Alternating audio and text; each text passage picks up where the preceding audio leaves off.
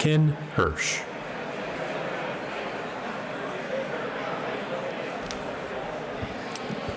Good morning.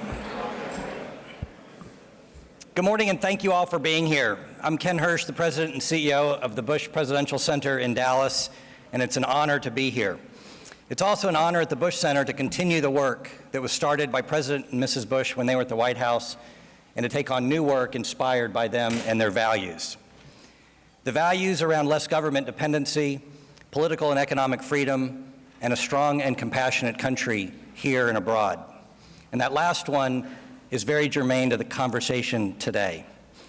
We execute our mission of developing leaders, advancing policy, and taking action through our three impact centers: domestic excellence, global leadership, and our engagement agenda.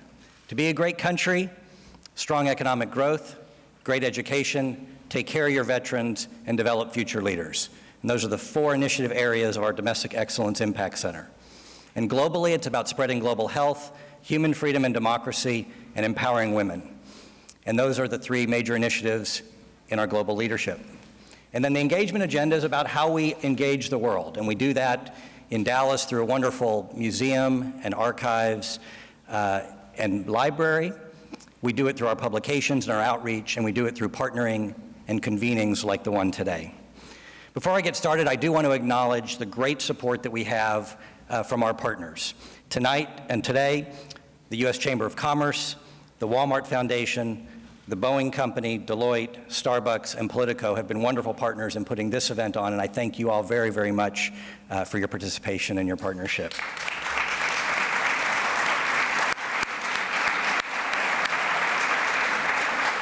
Overall support for the Military Service Initiative at the Bush Center comes from Johnson & Johnson, ConocoPhillips, Interstate Batteries, Cohen Veterans Bioscience, Fisher House, American Airlines, Target Corporation, the Oryx Foundation, La Quinta, USAA, and Bank of America, all of whom not only participate in our events and help us, but do so much for veterans across this country, and they are also to be congratulated. So thank you very much for your wonderful commitment. And finally, the awesome team at the Bush Center, led by the Executive Director of the Bush Institute, Holly Kuzmich, and our military service team, Colonel Miguel Howe, Colonel Matt Amadon, Jeff Cleland, I forgot your rank again, I apologize, Jeff, and Anisha Williams, who has been instrumental in putting this all together and making sure we're all where we need to be. And then finally, General Pete Pace, who chairs our advisory council, who gives us guidance and friendship to make sure we're on point. So thank you very much for all your support.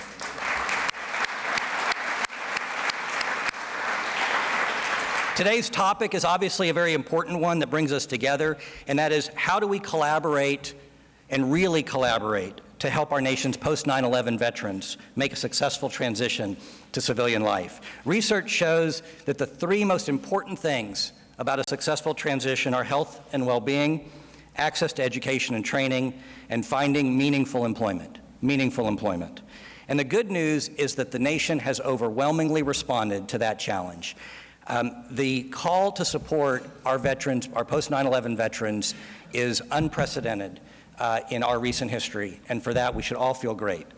And the Bush Institute, our military service initiative, is focused on the areas of employment and also overcoming the invisible wounds of post-traumatic stress and traumatic brain injury. Today, however, there are more than 45,000 organizations, philanthropic, government initiatives, large and small corporations, millions of individuals who want to help and who are helping in various ways, committed to addressing these issues. But often, these organizations work in isolation and causing confusion and some disjointed efforts and basically wasted resources. And our job at the Bush Institute, and with more than 70 partners, is to lead the charge in bringing together and increasing collaboration to provide more of a unified, common vision and common execution strategy to improve veteran outcomes. So that's what we're doing here today. In order to foster greater collaboration, we've brought the task force together, and yesterday they spent time focusing, as they did over the last 6 months, on the areas around developing key priorities and, most importantly, key action items around those three priority areas. Today at our panels, we're going to hear some of the solutions and recommendations. And if we're successful, our goal will be to increase the synchronization of the effort and to make a dramatic impact where 1 + 1 will actually equal 3 or 4 or 5. So what better way to start today than hearing actual stories from inspiring post-9/11 veterans and their successful transition to civilian life, which has enabled these three outstanding individuals set an example for all of their peers across the country as they transition from what their experiences were in the service and now as veterans in the civilian life. It is an honor to introduce and pass the microphone to a member of our advisory council, Mike Rodriguez, Fontaine Wilson, and Flo Groberg. Please welcome them.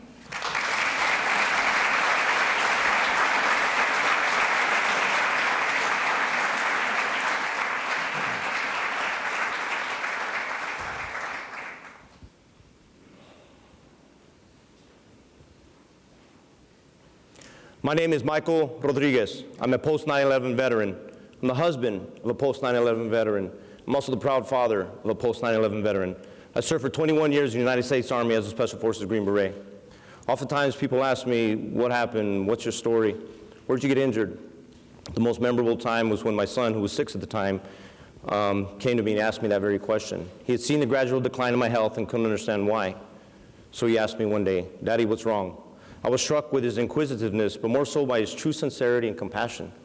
So we sat down with a few sheets of paper and a pencil, and I began to write down all the injuries I had sustained through my 21-year career. The dozens of TBIs, fast roping accidents, vehicle rollovers, I put it all on paper. This took the form of pretty crude sketches and some stick figures. You know, I'm nowhere near the artist President Bush is, so it was pretty rough. But I was faced with a dilemma. How do you describe to a 6-year-old what it's like to be inches from an explosive breaching charge, especially your son? So when I was done, I showed him the pieces of paper. I said, "Mijo, do you understand?" He goes, "Yeah, Dad, I got it." He got up to walk away. I was shocked. He had no questions. So I stopped him. I said, "Well, what do you get, Mijo? Jacob, what did you learn from this?" He looked me right in my eyes and he said, "I learned my daddy is hard to kill."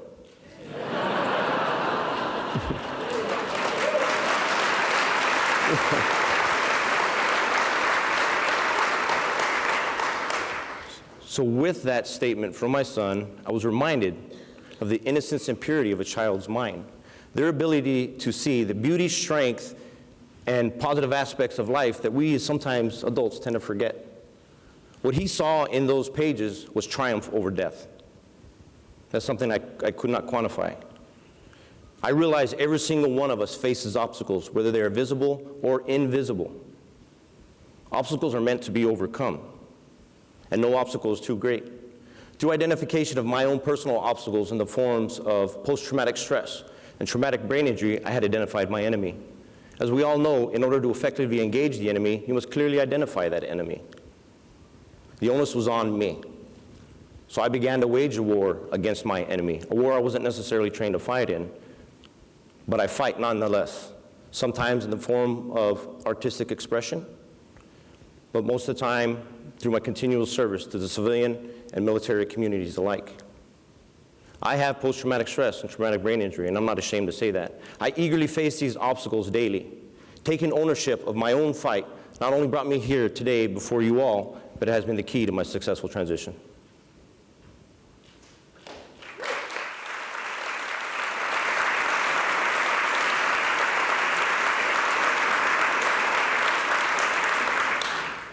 My name is Fontaine Wilson, and I'm a post-9/11 veteran. I served 6 years in the United States Navy as a nuclear machinist mate on board the USS Theodore Roosevelt. I was able to travel the world while completing 2 deployments to the Persian Gulf. While traveling is my passion, my real reason for joining the Navy was to earn a college education without the debt. This would not have been possible without the post-9/11 GI Bill and a supportive community backing me along the way. See, I remember when I was a senior in high school, I had just received my acceptance letter from my #1 college choice. I was beyond excited and couldn't wait to tell my parents. But then my mother let me know that we couldn't afford it. I was crushed. I had worked so hard in school. I was on the honor roll, AP classes, and one of the top students in my class, only to be told couldn't afford it. Now looking back, it's funny how something that can seem like a disadvantage or a setback at the time can turn out to be the turning point and foundation that defines who you are. See, I was determined to find a way on my own, so I enlisted in the United States Navy.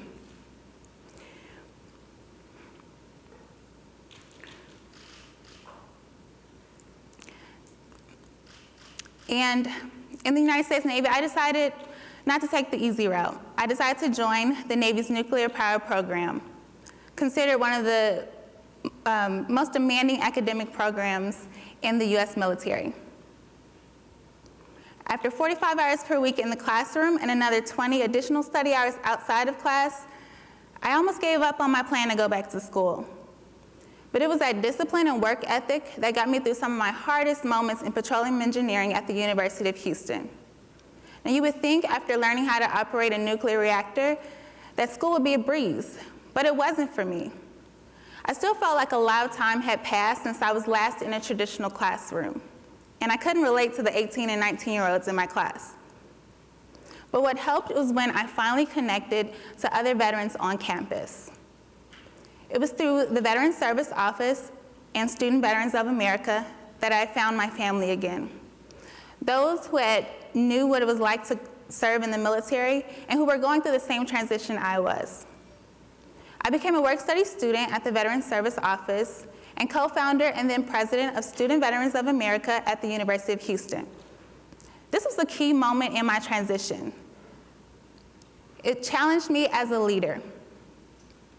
My vision was to create a community focusing on camaraderie, academics, and professional development to ensure a successful transition from military service to an academic environment and on to a promising career. When our Chapter 1 Chapter of the Year for our programming and student involvement at NatCon 2016, I knew this was confirmation that we succeeded in creating that community. Today, I'm an operational excellence engineer at MRC Global, and it was actually my Navy background that got me the job there.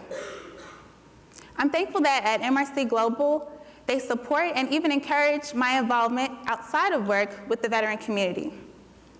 Being able to earn my college education while having a community to lean on, serve, and grow with has been key to my successful transition.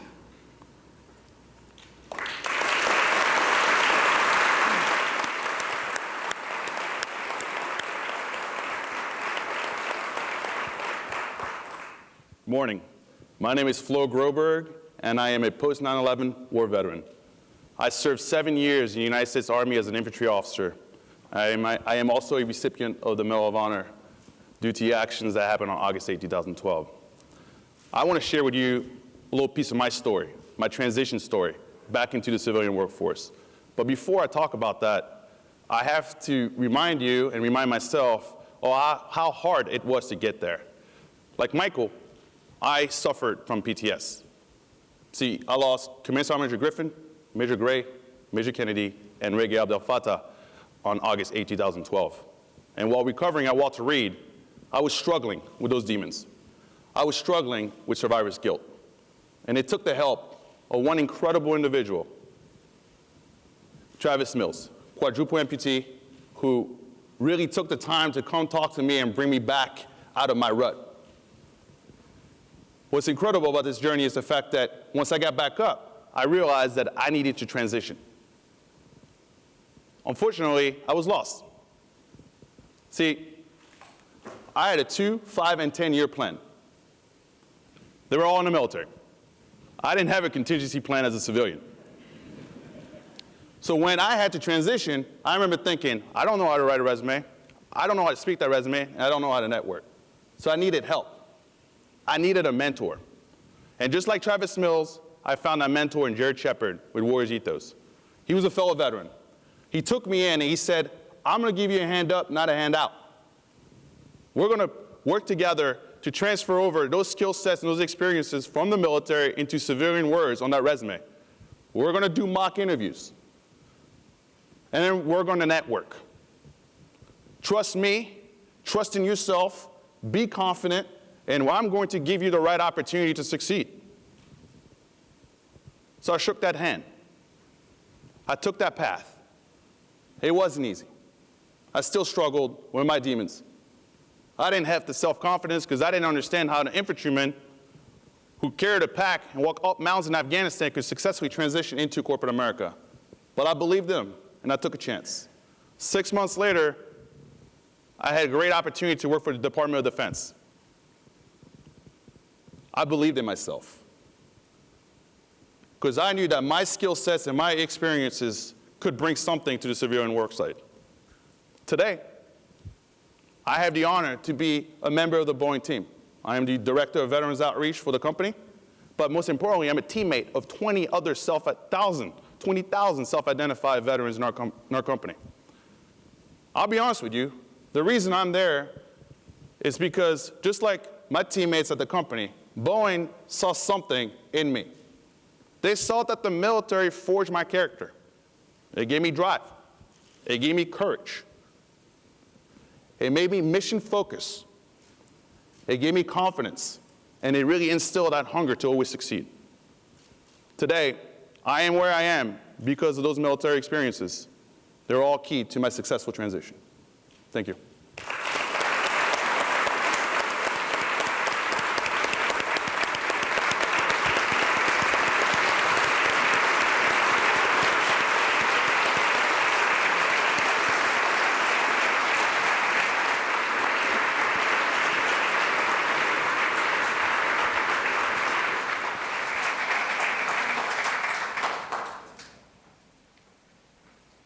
Ladies and gentlemen, please welcome the 43rd President of the United States, George W. Bush.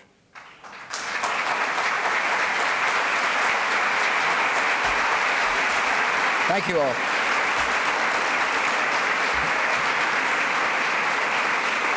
Thank you.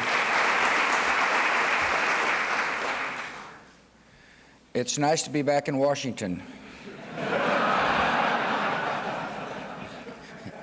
Albeit briefly. Laura and I are honored you all came. I want to thank the Chamber for opening up this beautiful building and for their concerns about our vets. I want to thank David Shulkin for being here. He's the Secretary of Veterans Affairs. It's really good you're here, Mr. Secretary, especially since in a couple of hours you'll be across the street in the White House for a bill signing passed by both Republicans and Democrats that President Trump will sign the bill, which will give you some tools to reform the VA. And if anybody can reform the VA, you can. You're a strong leader, and we're lucky to have your service for our country.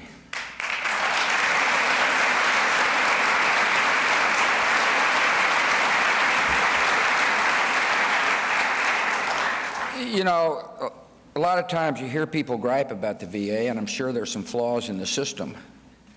But it's important for our citizens and our vets to know the vast majority of people who work for the Veterans Administration care deeply about helping our vets transition. I want to thank people from our team, Ken Hirsch and Holly and Miguel Howe, for being here and putting on this conference.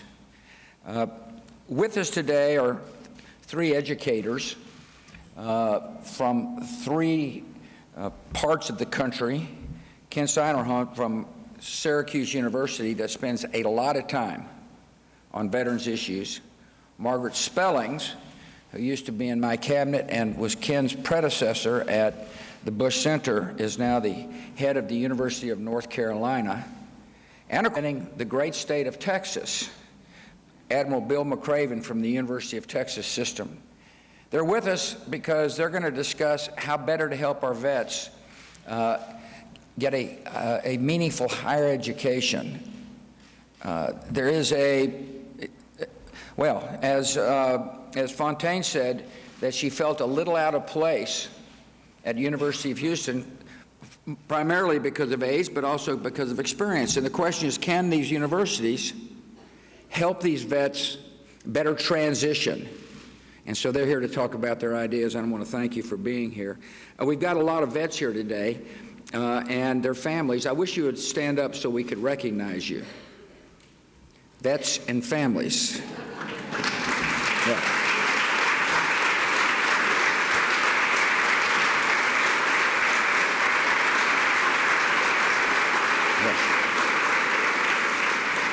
Maybe we should have gotten everybody who wasn't a vet in it. You know, I tell people all the time that we're a fortunate nation to have had millions volunteer in the face of danger. And I view our vets as a tremendous national asset. I mean, these are folks that got a PhD in life without having had to go to college. They've seen a lot. They've learned teamwork and discipline and skills. They've been under pressure. And the question is, can we help them if they need help? And I want to thank Fontaine and Flo and Michael for speaking. I mean, if you can't get a sense of the national asset that's available for our country from these three, then you're not hearing very well. I mentioned Michael last because he was a subject, or maybe he thinks victim, of my paintings. It turns out, Michael, you're not the only subject who is here. Byron Vincent, Justin Considine, Matt Anderson, and Spencer Milo are also here. 5 friends, 5 people I got to know well, and 5 people who I painted. And, you know, like, I said, "Do you like your portrait?" And the general response was, "I'm honored you painted me."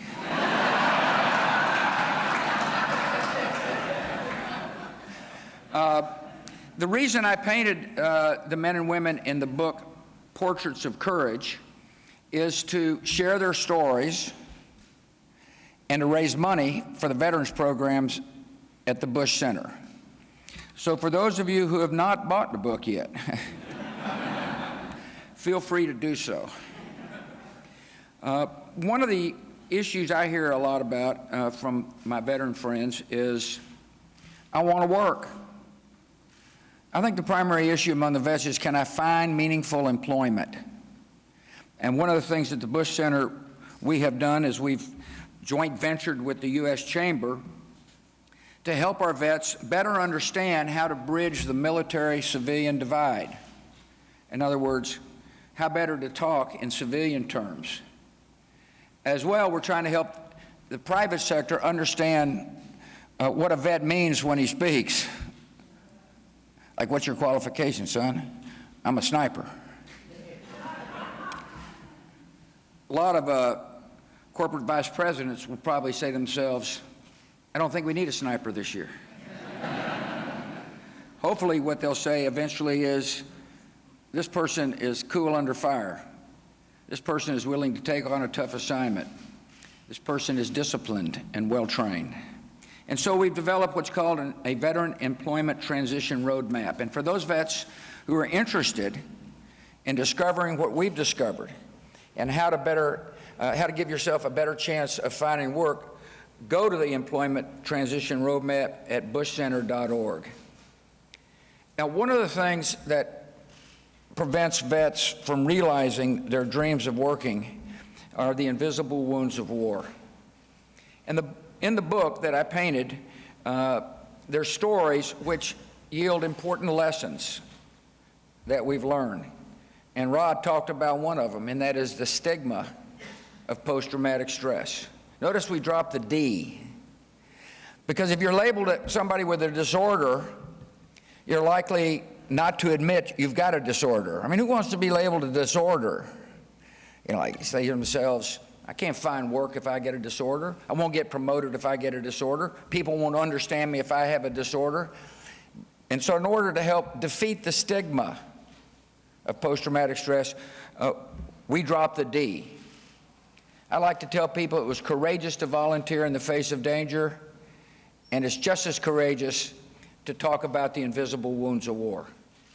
And so the book talks about, you know, people like Turner, who had never really talked about his post-traumatic stress until he came to our golf tournament, stood up and started talking about it, and he realized the path to healing, the path to deal with the injury, was to be open about it. The other thing we've learned is that peer-to-peer counseling really works well. I mean, there's a lot of people who care about our vets. It's really hard for us to be, it's not hard to be empathetic, it's hard for us to really understand what a vet is trying to tell us. The best way a vet to get help is for a vet to seek a fellow vet and to be willing to talk about the problems. And so there's a lot of people here that are involved with peer-to-peer counseling. I don't dare name them. I'll name a few. Red, White, and Blue, Team Rubicon. I mean, there's a lot of really good programs that are working. Our mission at the Bush Center is to help vets who want to be helped to hook up with these peer-to-peer counseling groups. And then the third stage, of course, is the help with professionals.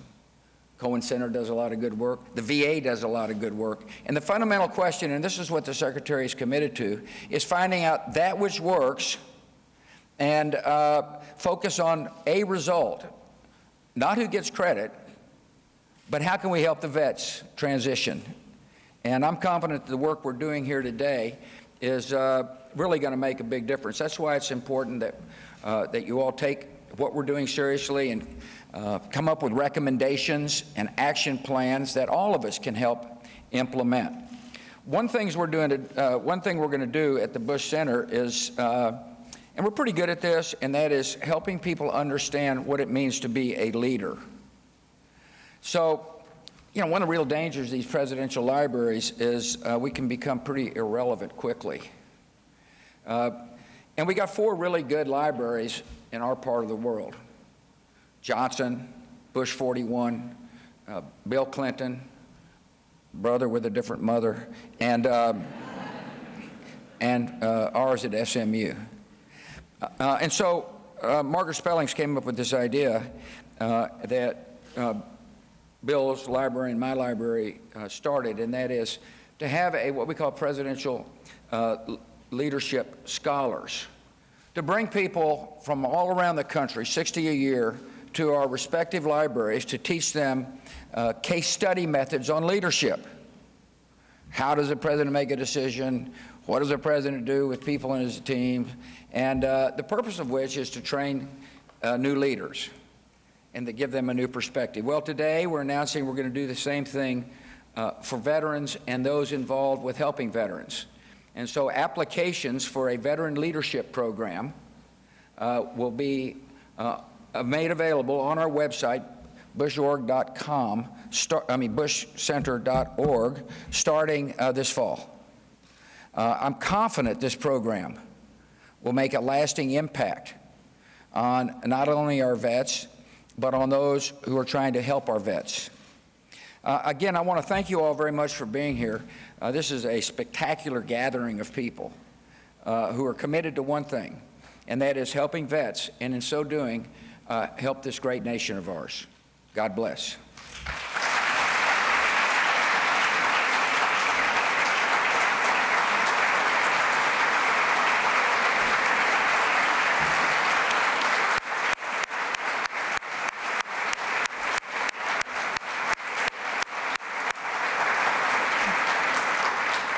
Good morning. My name is Leanne Corrett, and on behalf of the Boeing Company, I wanted to share what an honor it is to be here today. It is inspiring and gratifying to be united alongside you as we work towards this common goal, advancing the well-being of our veterans who have given so much of themselves to our great nation. Every day, I see the extraordinary dedication, talent, and leadership of our servicemen and women. I am even more blessed that I have the opportunity to see them firsthand following their formal service time. The truth is, veterans never stop serving. They may no longer wear a uniform, but the selflessness and character that defines military life never disappears, no matter what comes next in their lives and careers. We believe veterans deserve our society's highest respect, and we're committed to ensure they are given every opportunity to thrive and remain healthy in their civilian lives. We are grateful to President Bush and Mrs. Bush for making this a centerpiece of their post-presidential work and are honored to participate. In a moment, we will hear from the Honorable David Shulkin, Secretary of the U.S. Department of Veterans Affairs, and joining him to serve as the moderator of this morning's discussion is military journalist and author Brian Bender. Secretary Shulkin was unanimously confirmed for this role by the Senate on February 13, 2017. He brought years of experience serving as Undersecretary of Veterans Affairs for Health with the VA, as well as from his distinguished career as a medical doctor, professor, and leader in the field of healthcare. Brian Bender is the defense editor of Political Pro. He previously worked for the Boston Globe and Jane's Defense Weekly, covering military operations around the globe. He is also the author of the book, You Are Not Forgotten, the story of an Iraq veteran search for a missing World War II pilot in the South Pacific. Ladies and gentlemen, it is now my great honor to welcome the 9th Secretary of Veteran Affairs, the Honorable David Shulkin, and our moderator, journalist Brian Bender. Thank you.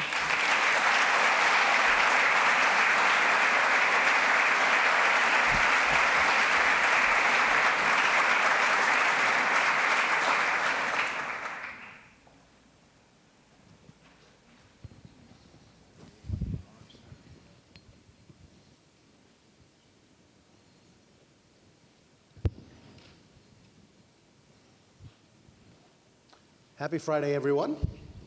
Welcome. Thanks for coming and joining us here at the U.S. Chamber of Commerce. As you heard, my name is Brian Bender. I'm the defense editor at Politico, and we're glad that you could join us here for Politico's first interview of the day here at the Bush Institute's Stand 2 National Veterans Convening. I will be moderating a one-on-one conversation with Secretary Shulkin to get some of the administration's views on veterans issues going forward. And later this afternoon, along with my colleague Kimberly Helfing, our senior education writer, we will also have a conversation with Congressman Tim Walz and Senator Boozman, both on the Veterans Affairs committees, to get a congressional perspective. Just a programming note, if you want to join the conversation on Twitter, because we can't do anything these days without Twitter, of course, the hashtag is Stand2. So please, those in the audience, those at home, please join the conversation. And then just one last note, special thanks to Starbucks, our sponsor for the event here this morning, which probably got us here this morning, at least some of us. And so without delay, let's get the conversation going. Again, welcome to Dr. David Shulkin, the Secretary of Veterans Affairs. Thank you. Maybe we'll start out, Mr. Secretary, talking about an issue that a lot of people in the audience care about, and that is veterans employment. For obvious reasons, the VA focuses a lot on providing health services to veterans. But could you tell us a little bit about your view, your objectives in using the VA and its convening power, its budget, to try and do a better job of connecting veterans to society, connecting them to meaningful jobs, as the president said? Should the VA be doing more in terms of programs, or should the VA be more of an integrator of what's already out there in the nonprofit world, et cetera? Well, you mentioned that a lot of VA's focus has been on healthcare, and we've been changing the way that we think about healthcare to focus not so much on disease, but on well-being. And when you think about the well-being of our veterans, you have to think about employment, because one of the things that we've learned is the most powerful predictor of outcome and success and well-being is meaningful fulfillment in life, and part of that is the ability to be able to give back and to work. And so a lot of our work recently has been in connecting veterans during this period of transition and finding meaningful ways for them to give back. As you know, we've prioritized veterans' homelessness, and we've made great progress. But if you don't connect people back with a way to sustainably maintain themselves, they fall back into homelessness. In many of our areas that we work in emotional health and the invisible wounds of war, as the president was talking about, it really is connecting people back in with work. So our vocational rehab programs are really important, and connecting with community organizations and being part of the community to get veterans connected with the right resources is really important. We're the U.S. Chamber of Commerce, and obviously a lot of those in the audience come from corporate America, some of those places that are doing a very good job already of hiring veterans. But Can you talk a little bit about maybe some things the government can do to further incentivize companies, not just to hire veterans, but possibly tax credits, as some have suggested, for those who hire reservists, who might get called up active duty, go off for some months, and basically companies now just have to kind of deal with that person not there. But are there things the government can do, that Congress can do, to incentivize corporate America to do more? Yeah. Well, I think the overall good news is, because of the work and so many of the people in this audience that are part of organizations, the secret is no longer a secret that veterans are really among the most preferred employees that corporations can hire. Veterans are terrific entrepreneurs. They're starting businesses and companies all over the place. Back after 2001, the unemployment rate among veterans was 10.7%, higher than the average population. Today, veteran employment is lower than the average population. It's 3.7%. And companies, frankly, are struggling to find enough veterans to hire. You know, through the Hiring Our Heroes program, 1,536 companies have committed to hiring over 1 million veterans. There are about 600,000 now who have found veterans to hire, and many, many more looking how they can identify such a talented pool of people to come and join their organization. So while the government can do more, I think that we are really quite successful. When you hear Flo and Michael and Fontaine, as the president said, who wouldn't want them to be part of their organizations? And so I think that we found the successful recipe here. It really is to connect people, to do work like the Bush Institute's doing, to provide leadership skills, to be able to make those connections. Our younger veteran service groups are providing those types of skills. So I think we've really found something that's working already. I ask you, on that, does the VA have data, or do you get a sense of what kinds of jobs veterans are getting? I mean, it looks like the overall numbers are good. But as the president mentioned, you know, and I think stressed, meaningful employment. In other words, not just a job, but something with a future, something they feel like can really be their new life as they integrate back into society. Do you have a sense of that? Is that something that you've looked at? Well, I think that it is something that, again, the Bush Institute has identified a really key issue here, and that is leadership training and mentoring, and especially this peer-to-peer mentoring. And that's what you see so many of our younger veteran groups doing, which is really connecting people who want to be part of their communities, who want to be leaders, because the military really does provide leadership skills. And so while people may enter organizations at various levels, it's really those first 4 to 5 years when you enter an organization that you begin to set your path on whether you're going to advance in that organization. And so I think it's the mentoring leadership skills that are key, and having a coach and having somebody who can help advise you on the best ways that you can contribute, because we know about our veterans that they tend to be much more involved and engaged in their community, and people look up to them, and they tend to be natural leaders. And so it doesn't surprise me when I see in organizations increasingly that it's veterans who are rising to the senior ranks and going on to be chief executives. Sort of a broader question about veterans and their challenges in reintegrating with society. As we know, less than 1% of American men and women serve in the military, volunteer to serve in the military.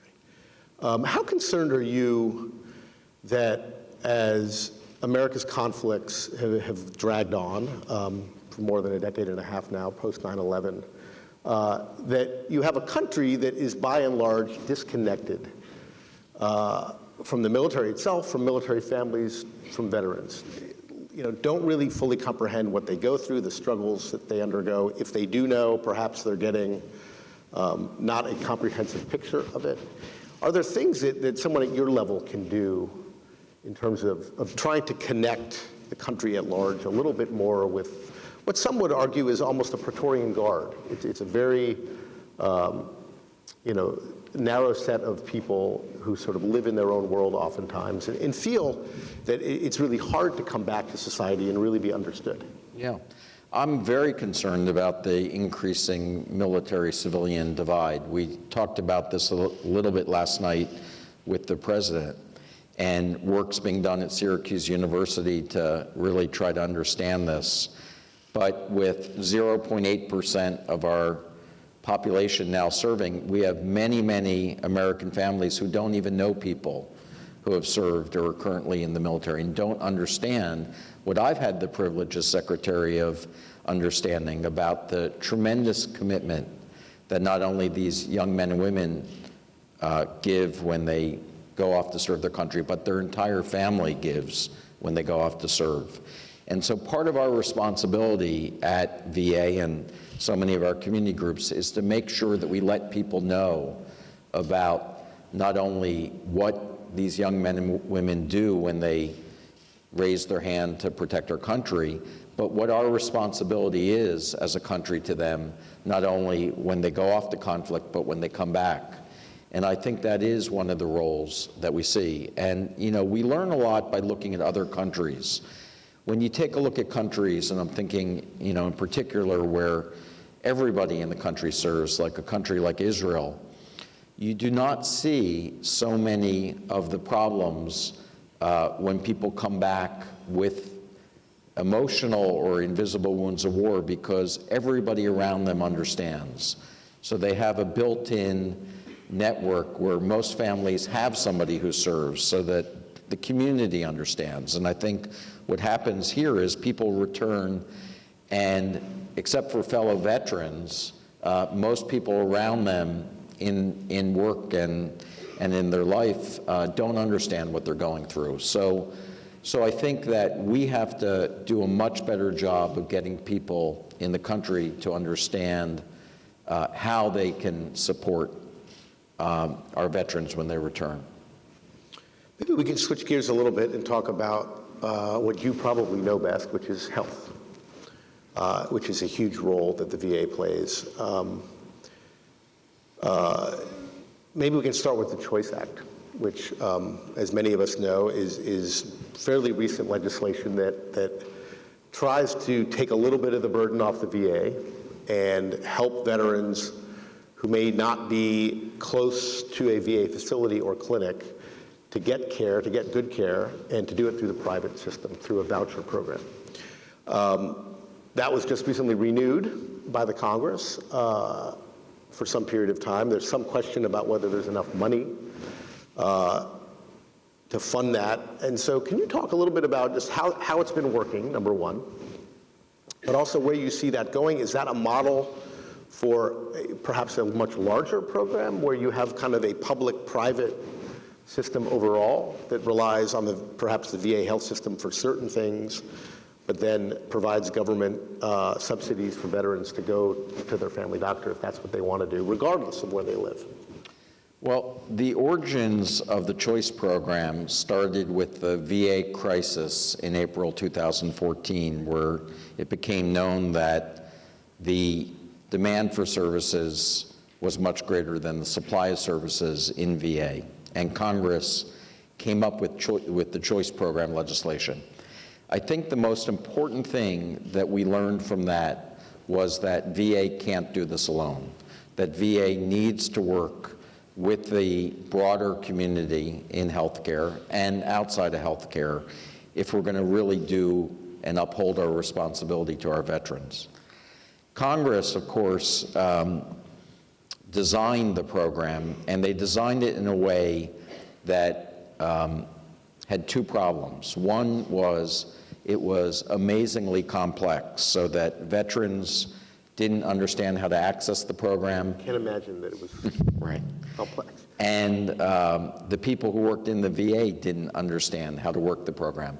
So very few veterans in the beginning were actually getting help. They were just getting frustrated. Secondly, they designed the program around administrative rules. The way you could access care is if you lived 40 miles away from a primary care doctor in the VA, or if you waited more than 30 days. And so what we've now proposed in order to continue the ability to access care into the community is two things. One is dramatically simplify the program so that people understand it. And secondly, get rid of administrative rules and create a clinical system of care. And that's what a healthcare system should be doing. So we're working now with Congress to redesign this program to make sure that it works. But we are committed, as President Bush said, to focus on what works for veterans.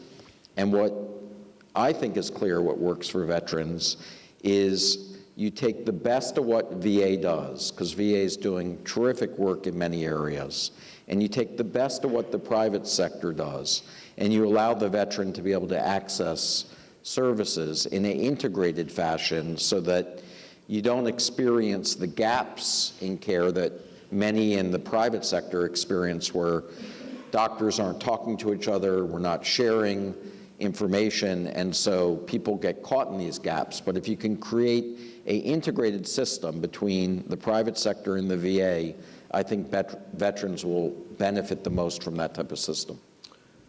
Obviously, directly linked to the health of veterans long-term are disability benefits for those who have been wounded, those who are dealing with long-term health problems from their service.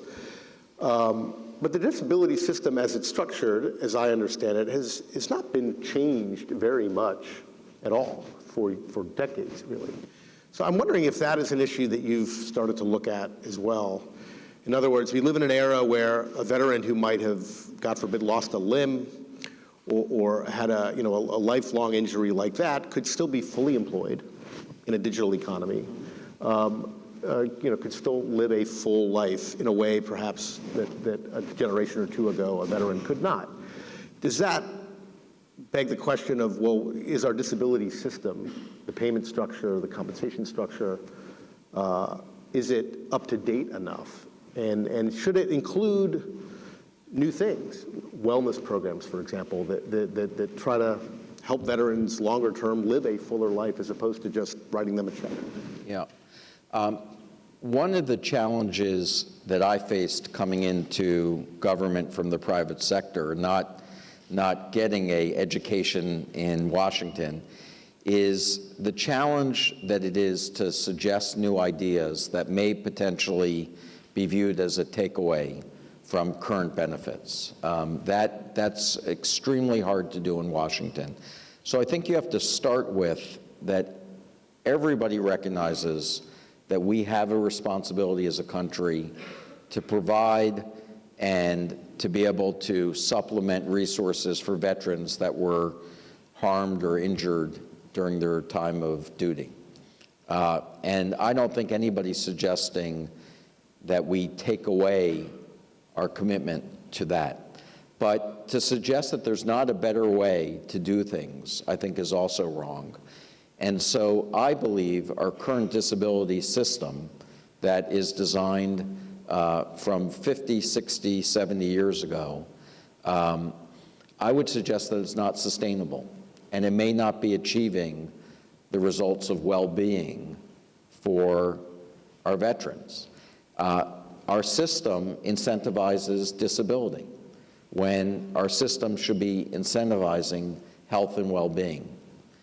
And so I do believe that we do need to begin to start having a discussion and a dialogue, not so much about withdrawing our commitment, but how can we essentially enhance the outcomes of our system to help people. And this is going to be a very difficult discussion to have, because this is one that I worry that, if not done well, could become politicized. Imagine that. But, VA has really done a great job in keeping itself in a bipartisan dialogue. And I am committed to making sure that VA and veterans don't become part of the political discussion, but more part of how do we do what we do better? How do we accomplish our mission better? So I think that rethinking how we could approach disability is a key topic that's going to be very important in the future years.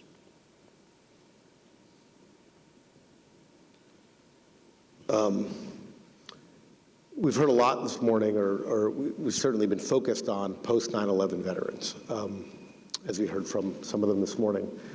But as you know, the median age of an American veteran, of the 22 American military veterans, is, I think, 55. And so the largest population is an aging one. And obviously that is not dissimilar from an issue we're dealing with as a country, the so-called silver tsunami, as the baby boomers age and need more health care, need more services. Is the VA prepared for that in the sense of enough facilities, enough doctors? Because it seems like we're entering a period where for the next 20, 30 years, the Vietnam-era veterans, Cold War-era veterans are really going to be a strain on the system. And you don't hear a whole lot about that. Or it doesn't seem to me that there's a laser-like focus on that issue. Are we prepared? What are we doing? What do we need to be doing more of? Yeah. I think you're exactly right. First of all, the VA tends to see issues in American healthcare before the rest of the healthcare system sees it. And it's exactly what we are seeing now. The crisis in 2014, many people related directly to our returning younger veterans, but in actuality, most of our demand was our Vietnam veterans growing older and requiring more services. And so while the number of veterans is projected to actually decline in the next 20 to 30 years, pending a new major conflict, our demand for services actually is expected to go up. And so our focus is on how do we prepare to meet that demand. I think one could traditionally think of that as building more hospitals and capabilities in medicine and more long-term care facilities. But as you know, healthcare is changing and the models of care are changing. And so we're looking at how do we actually help people remain in their homes? How do we help them stay healthy and avoid the need for complex care that it takes place in hospitals and institutions? So we're increasingly trying to change our medical model and rely more upon technologies like telehealth and technologies that can help people maintain their normal environments in their home environments. And we're looking at how do we support structures like caregivers. And right now, legislatively, VA is able to provide caregivers to post-9/11 veterans, which is a terrific program that we have. But what we want to do is expand that so that we can provide caregiver support to those that are older, because if we can keep people healthy and safe at home, that's really the environment that they want to be in and we want them to be in. And it's also a cost-effective solution. So we're doing a number of things in our approach to the growing age of our veteran population. And I think that you're going to see new advances coming out as we begin to look at tools that will help our veterans stay healthy at home.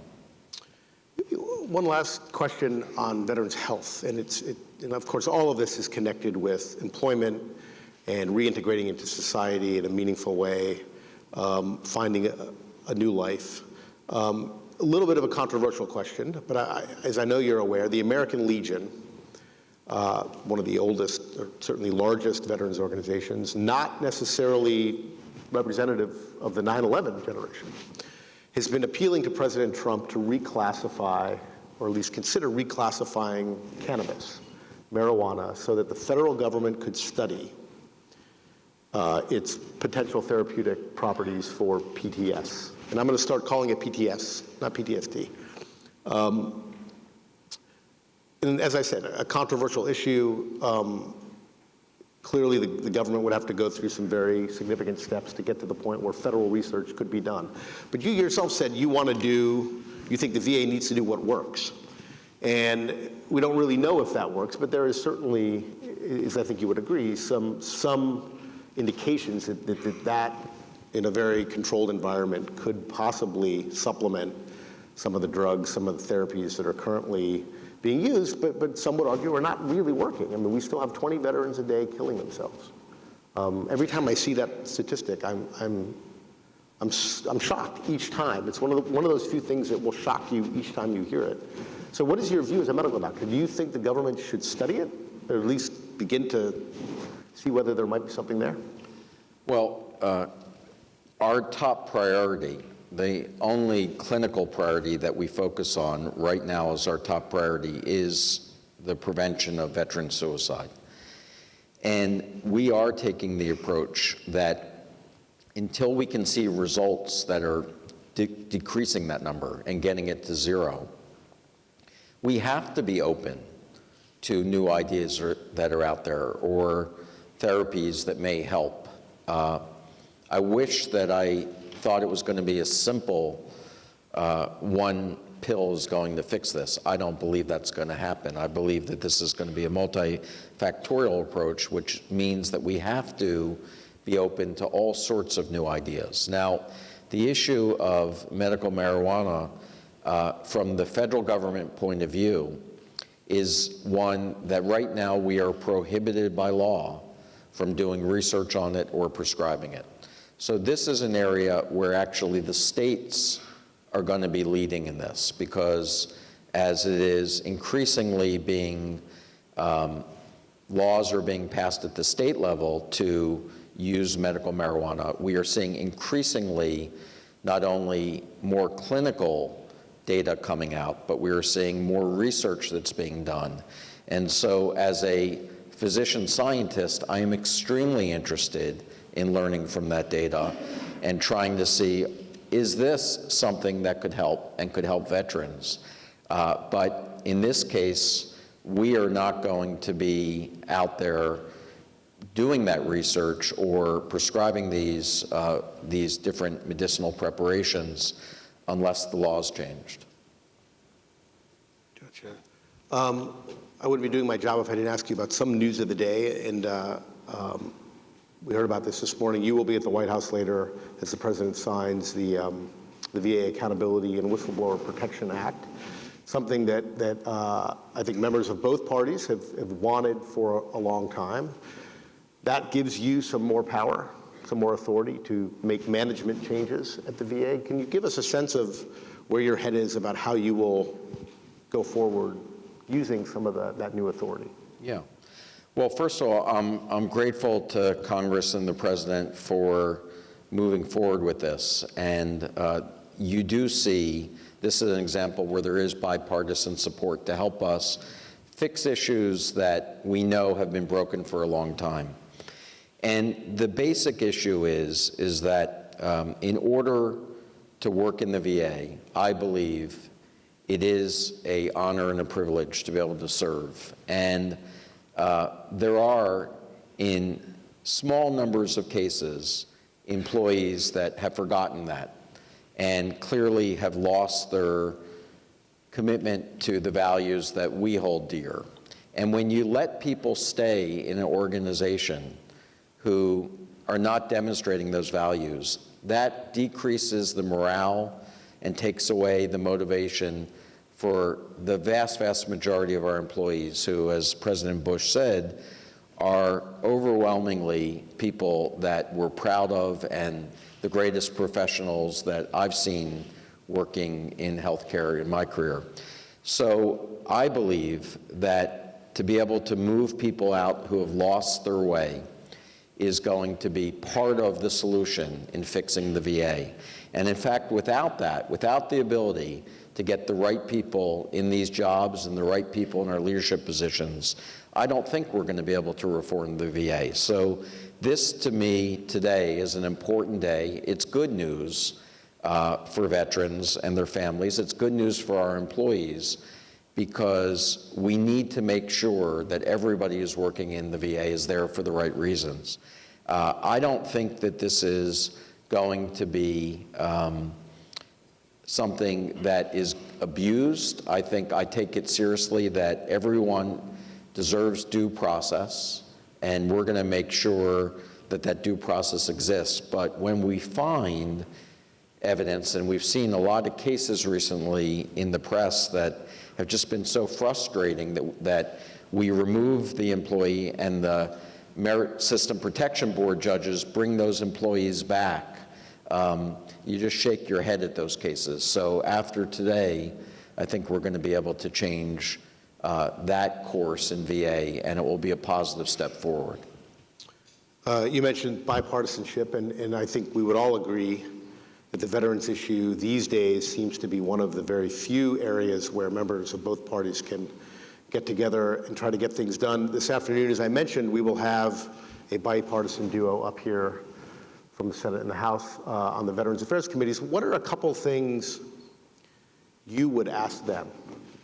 What can Congress do in the near term, not long term, but in this Congress? Are there things that Congress can do to help you tackle some of these challenges, and what are some of those? Yeah, well, first of all, I think it's really important that we give the message to Congress how important it is that they stay focused on what's right for veterans and don't create a partisan issue over VA. And when you see what's happening in the rest of Washington right now, you can imagine the pressures on our elected members to turn everything into a political issue. So I am very, very proud, particularly of those who serve in our committees, some of the leaders you're going to be talking to today, that they've been able to resist those forces and really stay focused on veterans issues. We're looking out of the Senate right now for them to pass our Appeals Modernization Act. You talked about policy and law that hasn't been updated in a while. Our appeals laws haven't been updated since the 1930s, and it now takes, on average, 6 years to get a decision. If you were to file an appeal today on a disability claim, it will take you 6 years to get a decision. Without a change in the law, we're not going to get that fixed. The House has passed it. We're waiting for the Senate. We are looking for a solution from Congress to help us find solutions for our choice funding problems. And the good news is that we're getting more veterans than ever getting care that they need out in the community and in the VA, but that has actually accelerated our spend rate in the choice program. So we're looking for some help there, and we're looking for legislation that will make the choice program work even better for veterans in the future, like we were talking about. We're also looking for support to modernize the VA. I think most Americans would be surprised to know that our financial systems are running on COBOL technology. The last time people used COBOL as a programming language was in the 1970s. Our scheduling systems are MS-DOS, those blue screens that I was using 30 years ago when I first got my first PC. Our buildings, on average, are over 60 years old. We have 450 buildings from the Civil and Revolutionary Wars. And so what we really need to do is to modernize our system, because our veterans deserve better than we've been giving them. It's why I announced recently that the VA will be leaving its homegrown electronic medical record, over 35 years old, to the Department of Defense's electronic medical record, so that the first time we will have a modern, off-the-shelf system from the time you enlist through long-term or end-of-life care. And thank you.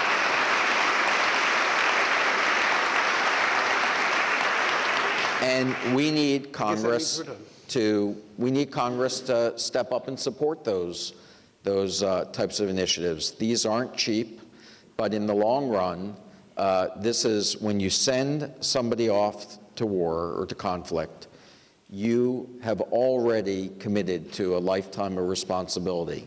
And this is part of our country's responsibility, and not making these investments is simply not responsible. Last question before I think we're out of time. Is there a capital improvement plan in the works at the VA? In other words, what does this cost? And how do we as a country pay for it? The VA has, for years, not gotten the types of resources that it's needed. So we have a $50 billion capital deficit. And that simply can't be addressed overnight. So what I have announced is that we have 1,100 vacant and underutilized buildings. And I've said in the next 2 years, I have a plan to essentially get rid of vacant and underutilized facilities. I want the ability to take those resources, invest them back in the VA. That's going to mean we're going to need a different type of footprint. And I'll just give you one example as we close here. We had announced that we were going to build a new hospital in Omaha, Nebraska. It took us about 5 years to get that plan going. And we wanted to build a new hospital for $560 million in Omaha, Nebraska, a new bed tower. And of course, as you know, healthcare is changing. You don't need as many hospital beds anymore. Most care is now ambulatory. So we took the 10% of money that was given to us for design fees, $56 million, to plan the new hospital. And instead of planning a new hospital bed, we took the $56 million. We worked with the community in Omaha, Nebraska, a private-public partnership. And the community donated another $40 million, and now we're building a state-of-the-art ambulatory facility for $96 million, so using 10% of taxpayer dollars.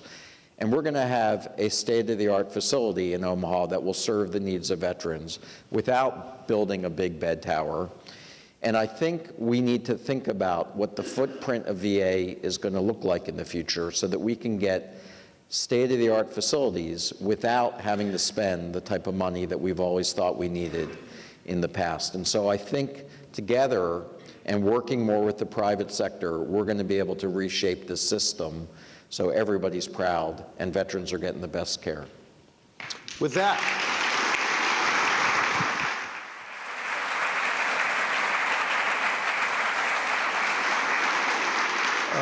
again, special thanks to you, Mr. Secretary, for joining us. That wraps it up, and we all wish you good luck getting Congress to close 1,100 facilities around the country. Thank you.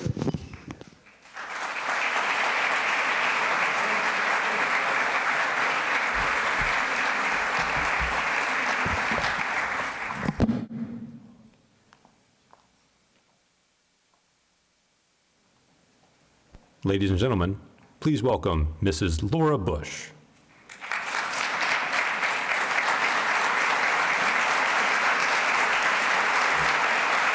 Thank you, everyone. Thank you very much. Thanks, everybody. Thank you all.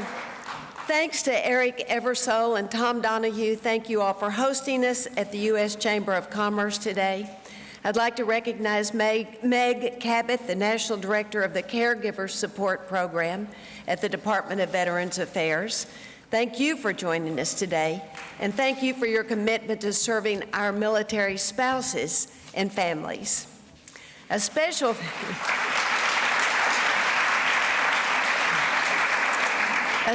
thanks to Walmart and to the Boeing Company. Thank you for your generous support of the veteran community, and thank you for sponsoring the Bush Institute's Stand To.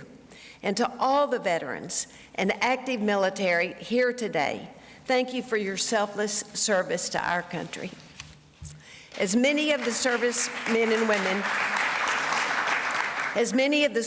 and women gathered here today know, you aren't the only members of your family who serve.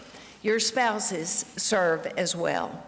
While our servicemen and women are deployed, their spouses are the ones taking care of everything at home. They care for the children, they manage the family finances, and they pray that their husbands or wives in uniform return home safely. Master Sergeant Rocky Rodriguez and his wife Marlene joined us at our ranch in 2013 and 2014 for the Bush Center's annual Warrior 100 bike ride. When Marlene talked about Rocky's years of service in the Air Force, she said, we served 25 years. I lived every deployment with Rocky, every trial and tribulation. So the day that I said yes to him, I didn't realize the impact his service would have on me. In fact, Rocky so credits Marlene with his recovery that George painted Marlene in his portrait with Rocky.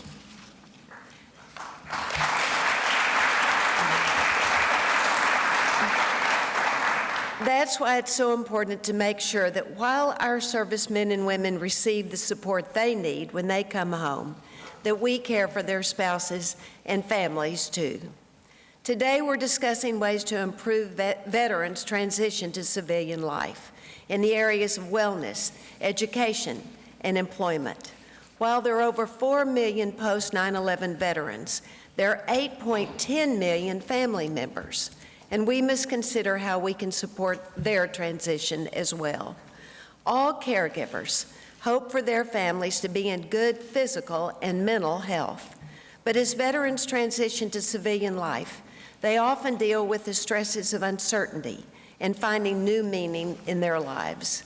Visible wounds, post-traumatic stress, and the lack of stability make veterans more susceptible to issues like depression, addiction, homelessness, and even suicide. And of course, when one family member is suffering, the entire family suffers, leading to an increase in the risk of behavioral issues, anxiety, and depression in military children, too. Just as veterans need good health care when they return home, caregivers need access to quality care for themselves and for their children. 66% of military families say they have difficulty finding good and affordable child care. And this is one of the reasons why military families are 27% less likely to have dual incomes, and why 21% of military spouses who want or need to work are unemployed.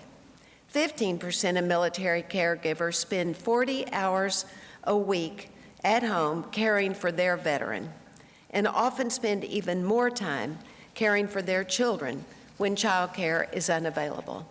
In order to ensure that our caregivers have the opportunity to find meaningful work and contribute financially to their household, we need to ensure that caregivers and family members are eligible for the same transition services that are offered to veterans through the government and through the nonprofit community.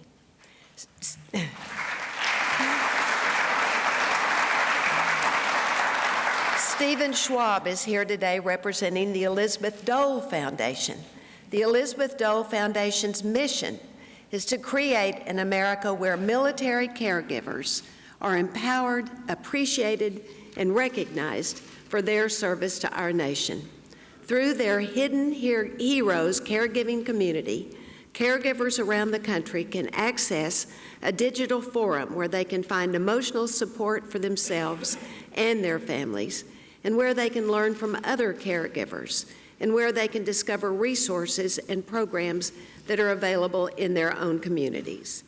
The Elizabeth Dole Foundation is a terrific example of a support group directed at improving the well-being of those who help our service members, and the Bush Institute applauds their work. Veterans and caregivers all want their children to be properly educated, but the average military family will move 6 to 9 times during their child's school career, an average of 3 times more frequently than non-military families. States and local school districts need to make sure that military children have equal opportunities for academic success. This means having teachers and school administrators who understand the challenges of relocating to a new school, the differences in achievement standards and course offerings, high school graduation requirements, extracurricular activities, and how difficult it is for students to create a new life in a new school. While there are plenty of organizations committed to supporting military children, few programs exist to assist with school transition and academic support. It's our responsibility to make sure that students are not disadvantaged because they have a military parent. We need to place our military children on a path to success, preparing them for a bright future in college and beyond. Just like their spouses, Studies show that caregivers' primary concern when transitioning to civilian life is employment, their own employment. Military spouses often spend their marriage moving their family around the country and around the world. On average, military families move to a community every 2 to 3 years, making it hard to keep a job. This displacement causes periods of unemployment and a weak professional network. Most military families need 2 incomes, and too many are forced to live paycheck to paycheck. And 80% of military spouses say that their job search has caused stress within their marriage. Some companies already recognize that hiring military spouses isn't only the right thing to do, it's the smart thing to do. La Quinta Inns is one of those companies. As a member of the Military Spouse Employment Partnership, they're helping military spouses find jobs, and they're providing training to help them enter a new career field.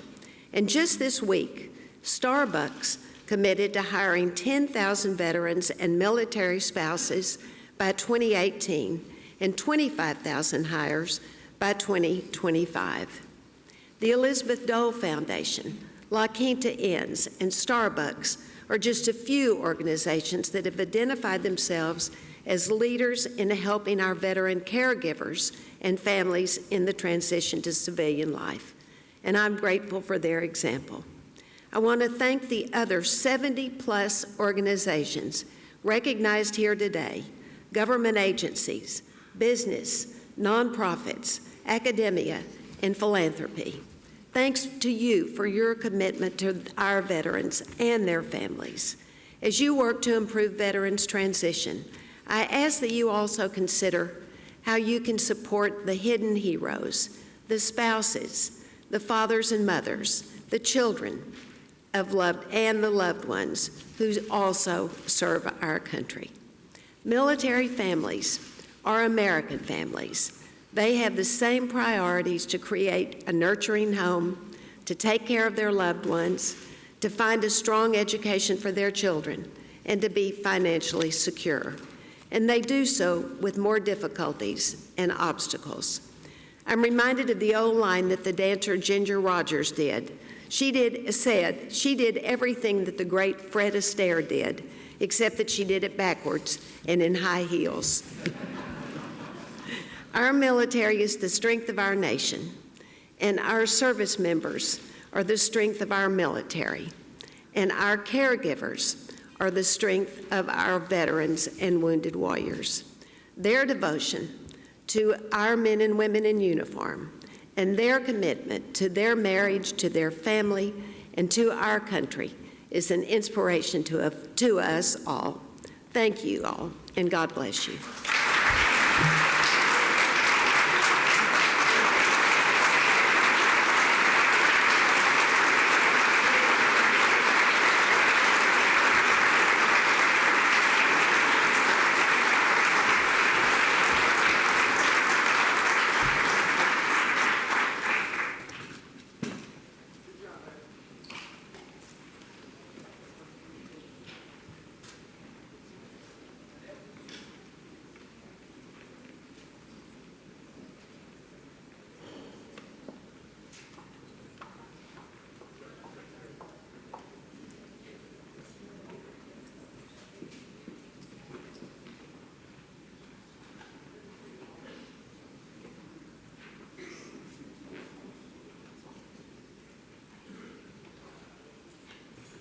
Ladies and gentlemen, please welcome the Health and Well-Being Panel and its moderator, the Executive Director of Got Your Six, Bill Rausch.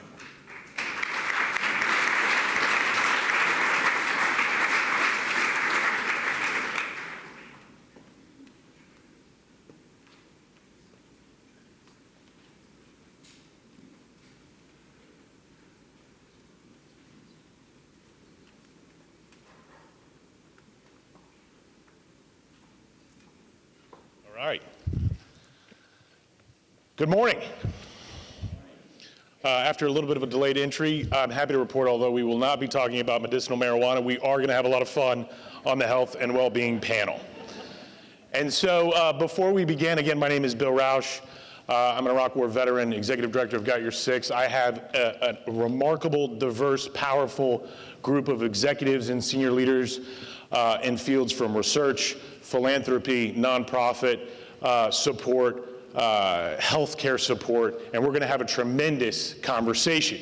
Now, before we get started, I want to provide everyone some context for the first of 3 task force panels today, because what makes today unique is that each task force panel isn't simply a panel that we've put together with a few prep calls. Believe it or not, some of us have been working on this for 6 months. In conjunction and with the leadership of the Bush Institute. And so before we get started, one of the things we'd like to do is for those individuals who participated in the Health and Wellbeing Task Force, could you please raise your hand so everyone can recognize you? So please raise your hand in the audience. Let's give everyone a round of applause before we get started.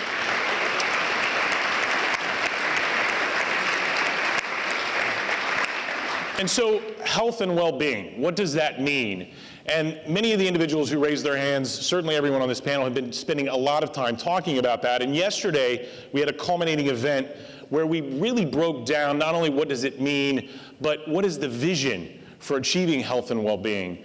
What are the strategic objectives? And we want to give a report out of that before we start to talk a little bit more in detail of what that means to us. And when we think about health and well-being, you know, the men and women, for those of us who've been fighting our nation's wars for over 15 years now, we've come home to challenges but also opportunities as it relates to physical, mental health, invisible and visible wounds, lack of purpose, employment, education, a whole host of challenges and, again, opportunities. And what we've realized is health and well-being really encompasses all of that. And not just for the veteran, but for the military member who's still serving, their families, and caregivers. Although for the purposes of today's panel, we will focus on the veteran. And so for us, the vision that we came up with was to truly empower our community, those components I just mentioned, to thrive. That's really what we're talking about. And that North Star in terms of thriving, we think about in 4 different areas: physical health, mental, emotional health, communities and relationships, as well as purpose and identity. And the strategic objectives, again, the report out of yesterday's very robust meeting that may have been a little bit less tense with that medicinal marijuana, focused on elevating health and well-being, which we'll talk about in a minute, helping or modernizing government, VA specifically, we heard the Secretary talk about that, addressing knowledge gaps across sectors, and then really improving integration, not just within those areas serving our community, but the broader community.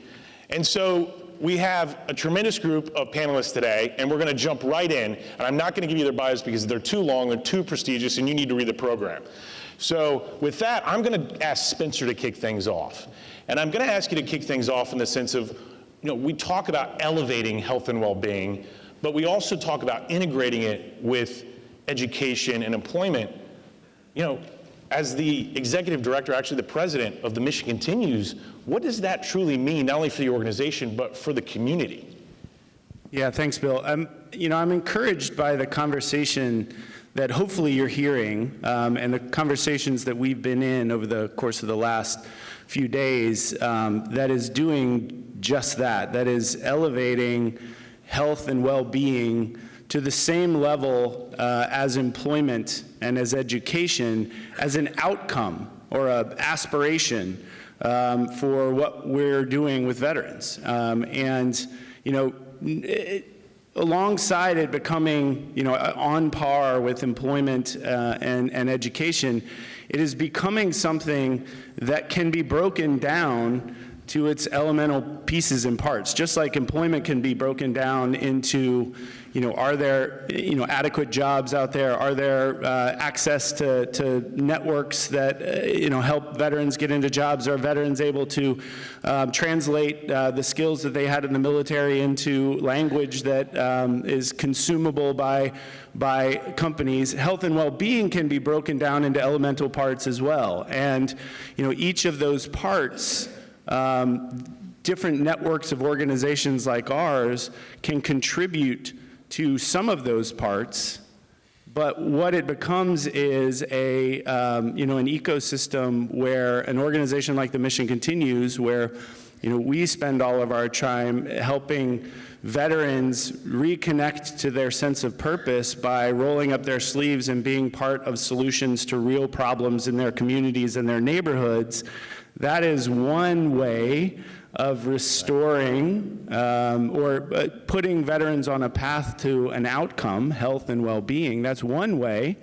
But we can stitch together with clinical service providers who do it in another way, or we can stitch together with organizations who might be restoring physical health, or we can stitch together with organizations and programs that are restoring emotional health. And together, as an ecosystem, we're going after this new shared goal of allowing and enabling veterans to thrive and establishing health and well-being as an outcome that's on par with employment and education. Right, and it's brilliant, Spencer, because as you talk about that, and you alluded to the restoring of function and all the other components, it really, I think, starts to take shape of this is a really complex environment.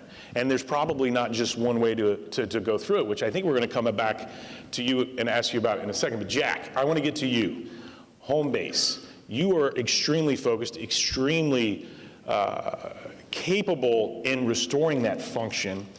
And I'm curious, as it relates to what Spencer was saying, where have you seen folks succeed and where have you seen folks fail after they've gone through your program and you address, again, what you are spectacularly good at to restoring that function and putting that person on a path to true health and well-being, as we've talked about? Where have you seen folks succeed after they've left your program?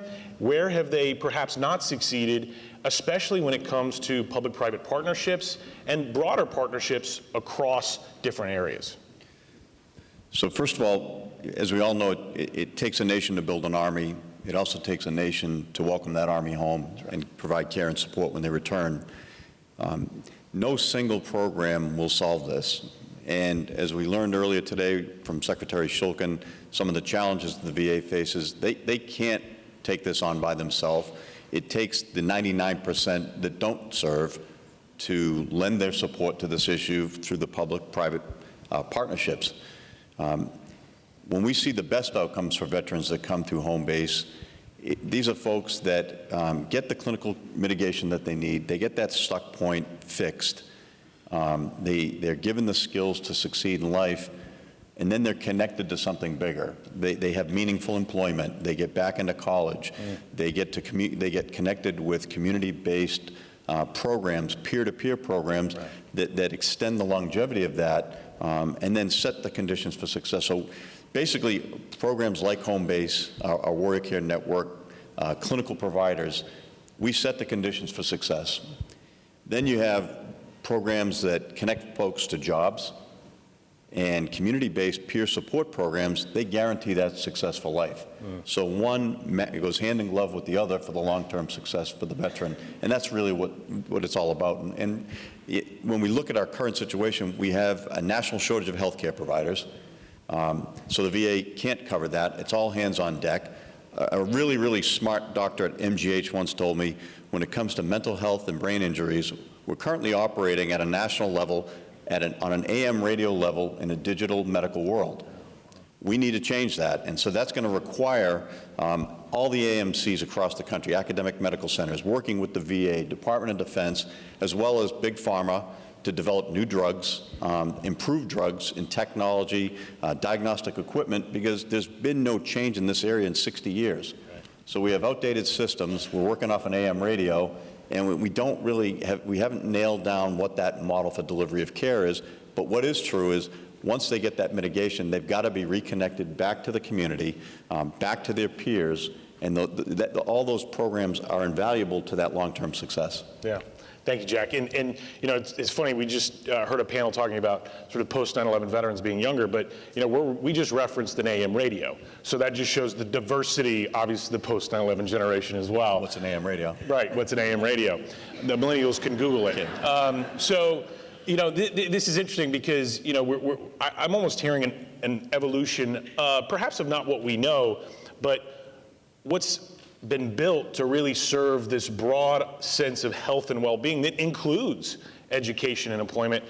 And Harriet, given your executive leadership role at USAA, and I think just as importantly, the relationship you have with other funders outside the military community, what have you seen from a funding perspective as it relates to funders' understanding of health and well-being, and where do you think we can help educate and inform those funders so they truly understand what Spencer and Jack and others are talking about?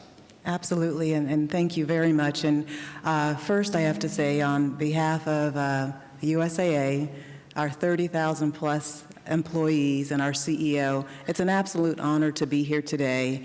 And everything we do is focused on supporting the military community, active duty, veterans, their families, military spouses, caregivers. And I will tell you that in most of these opportunities that I have the opportunity to represent USAA and our corporate philanthropy, I know that we are in the minority for what my peer group of corporate funders, Fortune 500 companies, understand about this very special demographic in our country, the military community. So I would imagine that most of the individuals in the audience today have a fundamental understanding of what you're talking about. And so with regards to the work that the task force has done so far to break down the components of health and well-being into the 4 components you talked about, the layman corporate funder does not have that understanding that we are now developing with regards on how we help the military. And I believe when you talk about education, Bill, and the rest of the folks in the audience, once they understand how a corporate program that's already in place today can help with physical and mental well-being, can help with community and relationship, purpose and identity. It's not a new program that has to be started. It is a program that has deliberately and purposefully directed some of the funding to the military community. That's the long and the short of it. It can be that easy and that complex. So the 3 things that I would say, a corporate peer, and let me tell you the universe that is available that's untapped today. 1.4 million nonprofits registered in the nation today. 335 billion philanthropic dollars invested in the nation today. And a small component of that bill goes to this very deliberate and purposeful military community issue. Corporate funders need to understand that the military is an asset to be tapped into and leveraged for the many things that we've heard this morning, not a problem to solve and take care of. Secondarily, purposefully direct some of your funding, even if 10% of that budget, to take care of the military. And then lastly, once you've cracked the code, share your story and your success to help your corporate peer group do the exact same. Because I know that I'm predispositioned because I'm USAA for all of my entire life, but I believe our nation has the accountability, and I've heard you say that more than once, to take care of this demographic who has made the choice to serve and take care of us. You know, that's tremendous, Harry. It reminded me of what the president said earlier, which is when we talk about bridging the divide, it's not just the individuals as we think of a returning service member and perhaps a civilian employer or a civilian in the community, but it's also within philanthropy, and that health and well-being and that education and employment, these are components that every American really is focused on to have that fulfilling and meaningful life that we all strive for. And, you know, Harriet asked me earlier to force participation, and I know some people raised their hands earlier, but we're going to do it again. So this time we're going to ask you to raise your hand. If you have a connection to the military community, could you please raise your hand? If you feel connected to it, and I know some people don't want to participate, but please be honest. So the majority of the room. So the majority of the room. So what we're doing is we're having conversations. Some people would say preaching to the choir, but we'll say we're talking to the choir. And I only mention that because we're going to have some action items and some homework for folks. So this is not only a fun panel, but this is a panel that's going to force you to do some work later today. And to inform what we're going to ask you to do, we're going to turn to our researcher on the panel, Terry. And Terry is a senior behavioral scientist at RAND. She's also one of the co-chairs for the task force with myself, along with J.J. Pinter with Team Red, White, and Blue. What are we missing in this conversation? I mean, it seems dynamic, it seems spot on, but from a research perspective, what are we not thinking about, or what should we add to the conversation to validate it in terms of the amazing work you've been doing over the years? Well, thank you, Bill, and that's a great question. I have had the privilege and humbling responsibility to study the issues that affect our veterans, their spouses, their families, and their caregivers now for over a decade, and we've learned so much about their needs. We've also been able to track the progress that's been made in our ability to identify, recognize, treat, and manage some of the visible and invisible wounds that they face. But as we've also looked to the interventions and the programs that have been really supported across the government and non-governmental sector to support those with particular concerns or wanting to re-engage in their communities, we've seen diverse perspectives. We've seen a number of different organizations focused on different parts of this kind of outcome focused of Thrive. How do we help veterans, their families, and their caregivers thrive? And so while the community can be diverse, what we've also recognized is that they often share a common purpose. They face similar barriers, but they also have ideas about common solutions. And so the opportunity to come together as an entire group of individuals and organizations across the public, private sector, government, non-government, to really focus on a shared set of outcomes, to define what we mean by health and well-being for our veterans and their families and caregivers, but then to measure it, to actually understand how you assess whether or not you're moving the needle. Are you improving the outcomes and opportunities for the community that you're trying to affect, and how do we hold each other accountable? And that's why I think it's really important in a day like today and the work that we've been doing with the task force and the organizations that are participating to help us all understand that we want the same things, but we also have to define what are the outcomes, how do we measure them, and how do we actually hold ourselves accountable to work together towards those goals. And now that we've just entirely gone through the first iteration, I think everybody should absolutely tweet something and then hashtag #StandTo, so don't forget about that, because we also, we collaborate, but we also are competitive, so we want to make sure that we're driving the most social traffic out of all the other great panels. But to that point, Spencer, I want to get back to something that we were talking about earlier, which is, what does success look like? And we have a diverse group of panelists up here. Some of us have served in the military, others are serving in many other ways. But what does success look like? What is that individual path to success? Or are there a multitude? And if there are a multitude, I'm not going to ask you to fully quantify it. Terry might do that. But I mean, how big is this idea of how many paths to success are there? So there's probably just as many answers to that question. There's one answer to that question is that success is that you walk up to 20+ million Americans, veterans, and their families and their caregivers, and ask the question, do you feel like you have the opportunity to thrive in this country? And the answer is yes.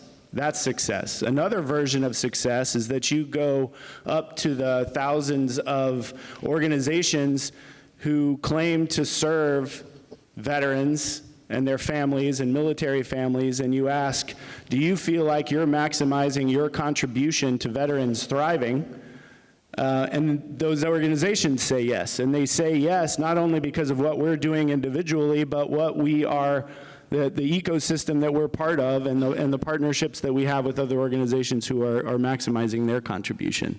I went on the first. I'm super interested with the possibility that we could have millions of veterans and their families and their caregivers who are saying, yes, we're thriving. I'm motivated by that concept. And on the backside of a very key and kind of monumental operation for the Mission Continues. We were just down in Atlanta, on the west side of Atlanta, with a bunch of veterans who had flown in from all across the country, who volunteered alongside hundreds of community members on the west side of Atlanta over a targeted and intense 7-day period where, again, they rolled up their sleeves and contributed vastly to an ongoing initiative on the west side of Atlanta to revitalize a neighborhood that was struggling to preserve its heritage and capture the potential that it has. Here are a bunch of veterans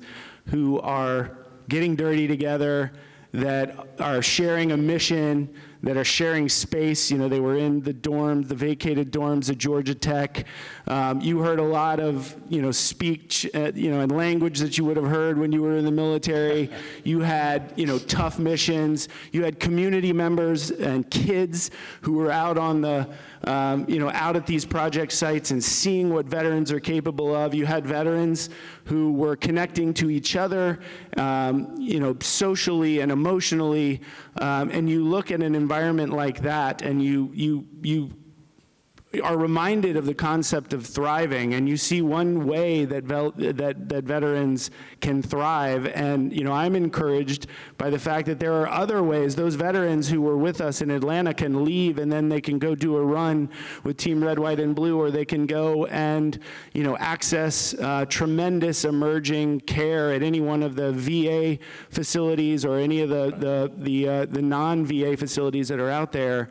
I'm super excited about the fact that that is an achievable goal, right, or it's an achievable outcome, that we can have 20+ million veterans saying that they're thriving, and so are their families, and so are their caregivers. That's amazing, Spencer. And the Atlanta trip was Operation Surge, was it not? West Side Surge. West Side Surge. For those of us who have an affinity to the Surge, including the president, we appreciate the name of the operation, Operation Surge in Atlanta. I'll tell you what inspires me, and it also reminds me of the simple fact that members of our community are tremendous citizens. We're civic assets. We are leaders. We do volunteer more.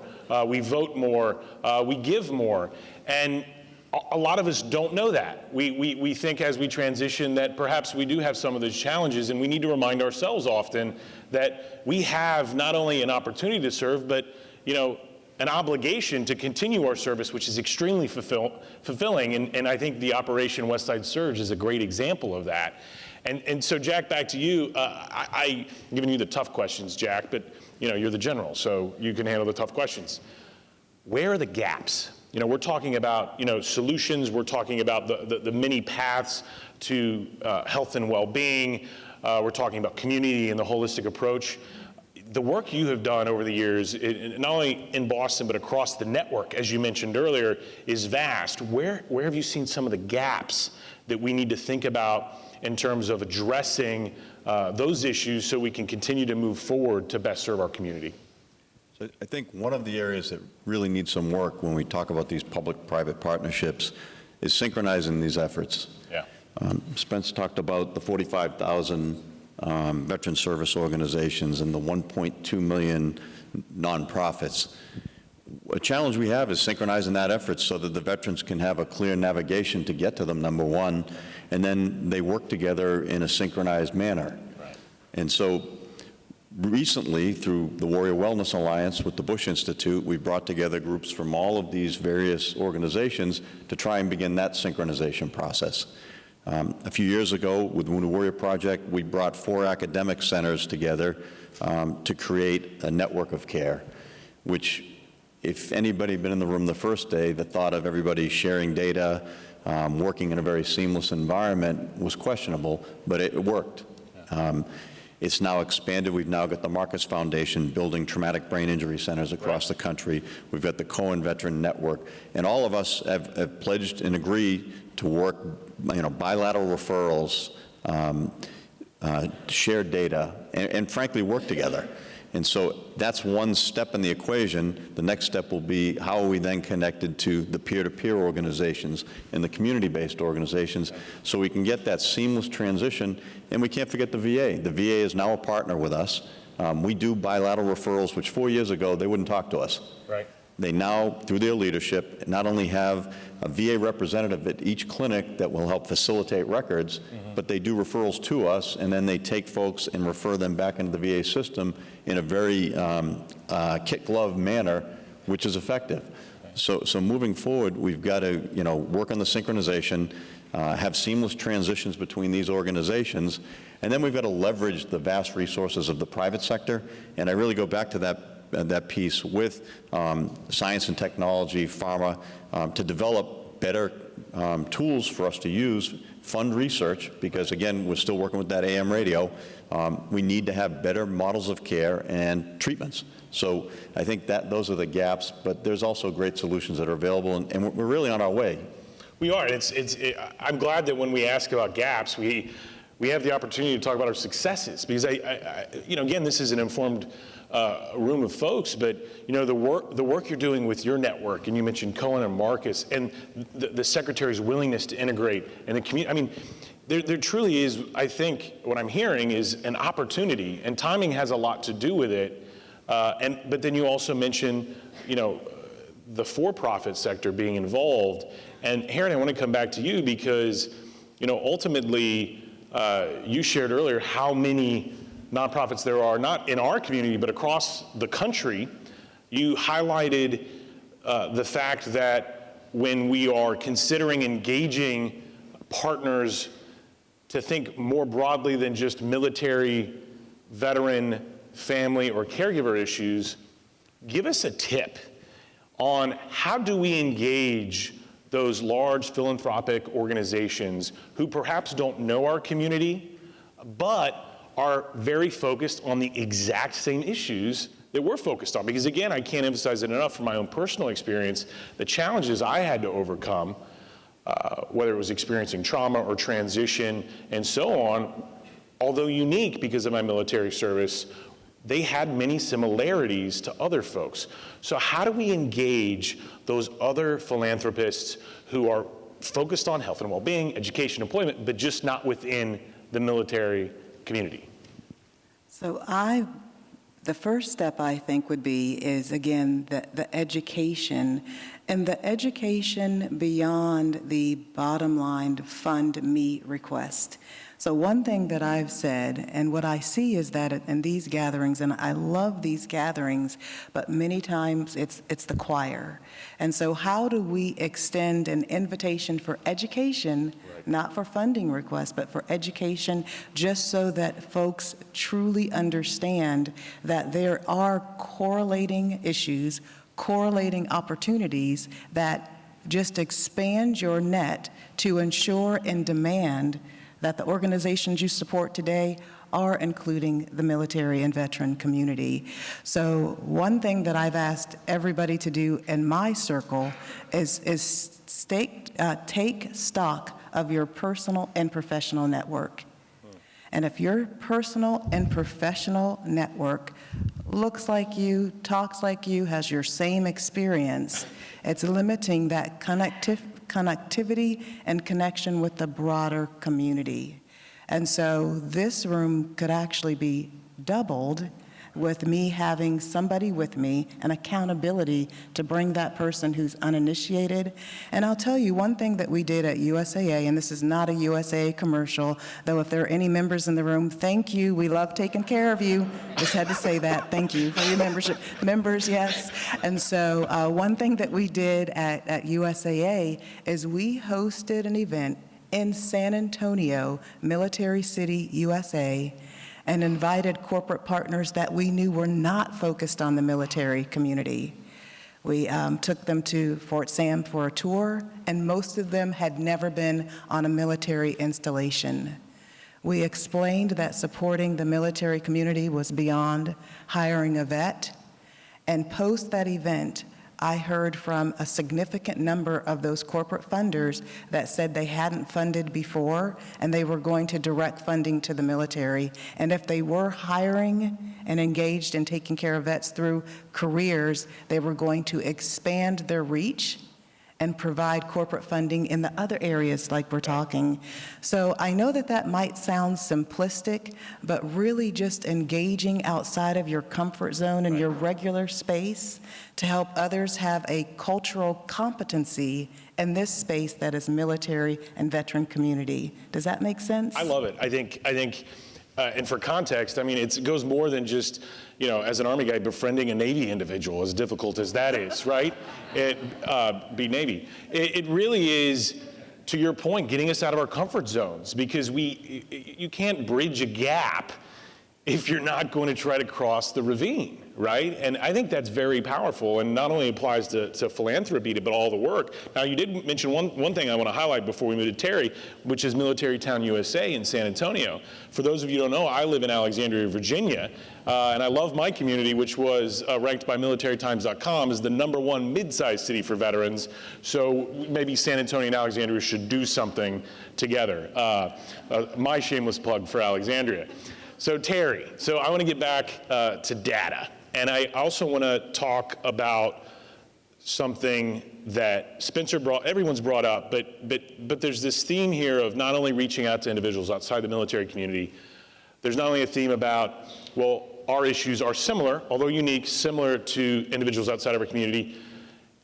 Talk to me about the support for members of our community, military veterans, families, as well as caregivers. Talk to me about it in a sense of the opportunity, the ROI for that, the return on investment, as opposed to this idea of charity, saying, listen, we need to help these poor individuals, whether it's, and somebody mentioned it earlier, not a handout, but a hand up.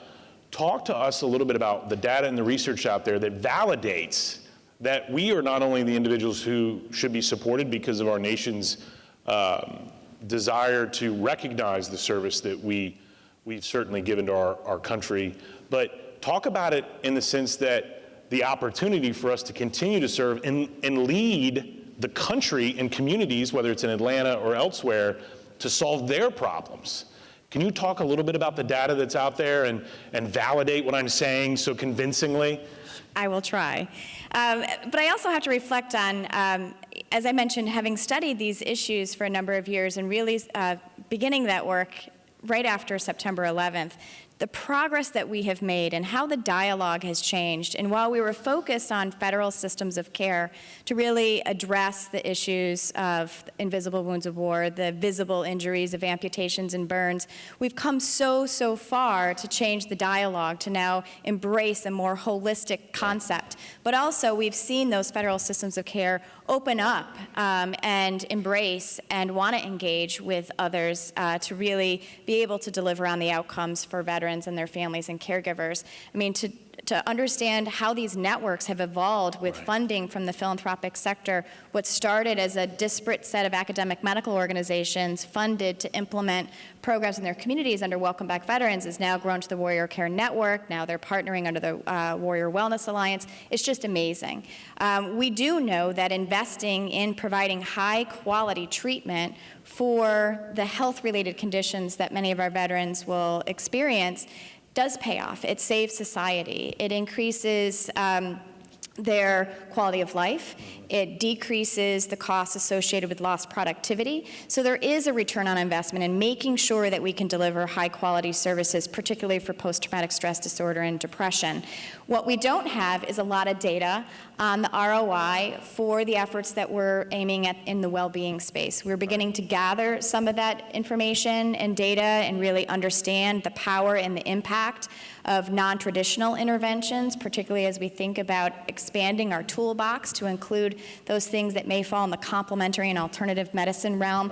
What is the role of adaptive sports? What is the role of mindfulness and acupuncture? We're starting to see some of that data really demonstrate that they can be efficacious and effective in attending to the needs of our veterans. But we need to commit to continuing to gather more. Research can help us understand needs. It can help us target our interventions and our policies.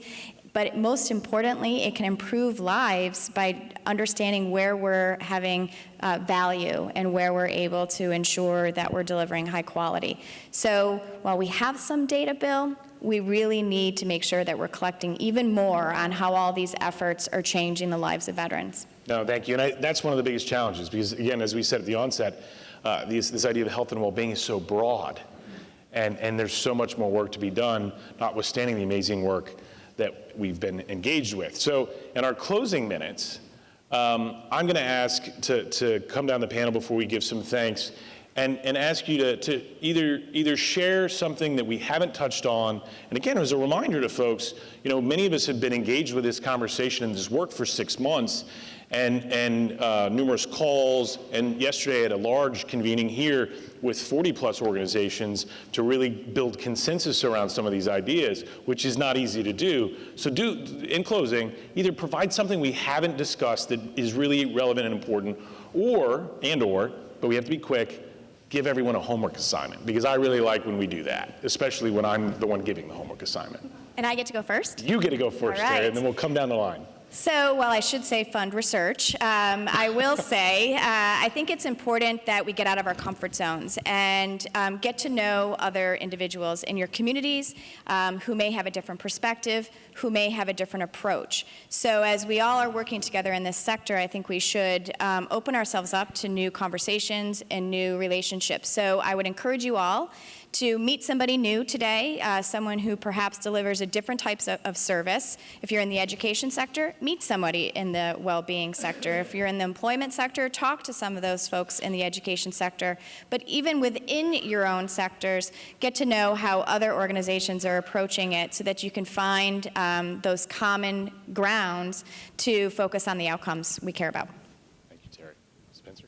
So I refuse to give homework because we're on summer vacation now. But I will say, in closing, I think our 3 veteran speakers from this morning are what fire me up to date, or so far in this conference, because I think they embody this notion of thriving. And what fires me up is that while they were up here speaking about kind of the respective pillars, whether it was health and well-being or employment or education, they also embodied this notion of whole health and how there are many pathways to thriving. So while Fontaine, was the chapter head of Student Veterans of America and had, key parts in her pathway that led to her education and her her GI Bill benefits and all of that component, she's also a member of the Houston Service Platoon and other pieces that led to her thriving. And while Mike and his spouse and his family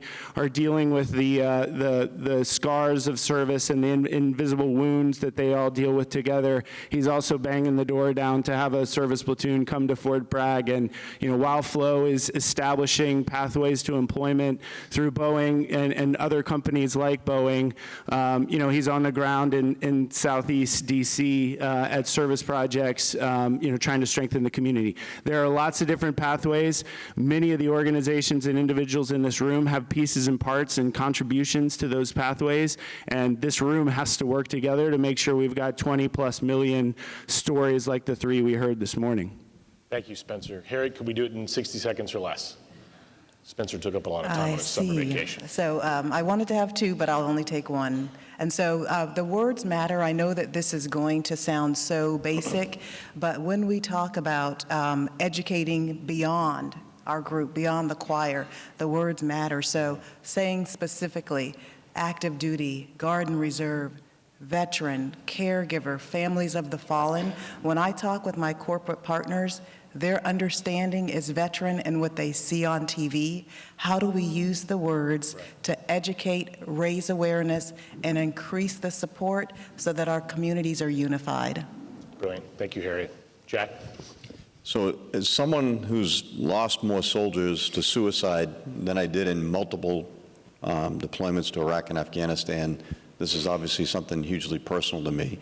And so what I'd ask people to do is if they know a veteran that's been home for a while, that's really not 100% back to where they were, get them connected to something.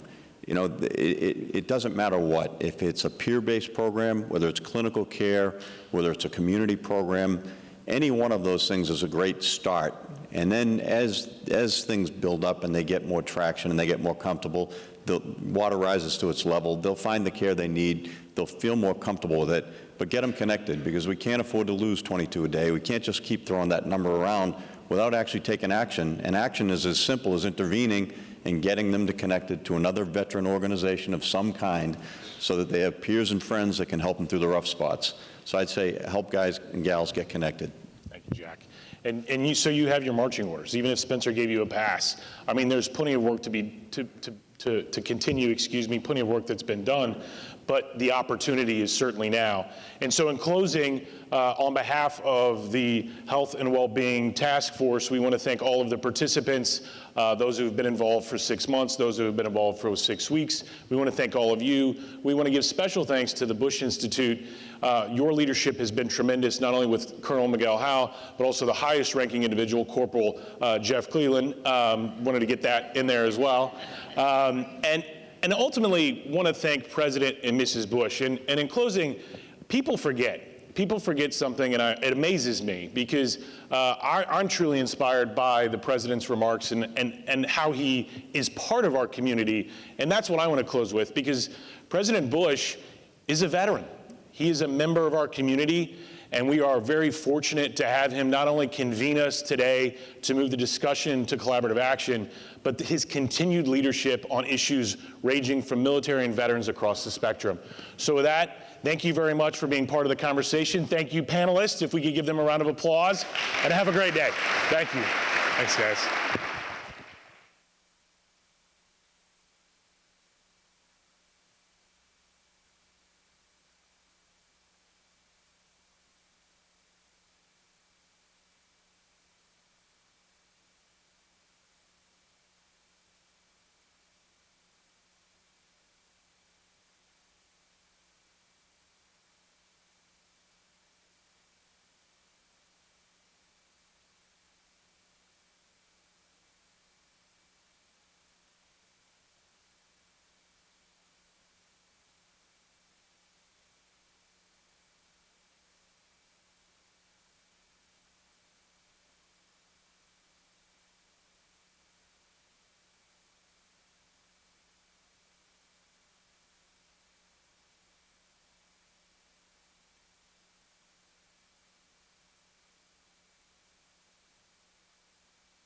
Ladies and gentlemen, please welcome the Education and Training Panel and its moderator, the CEO of Student Veterans of America, Jared Lyon.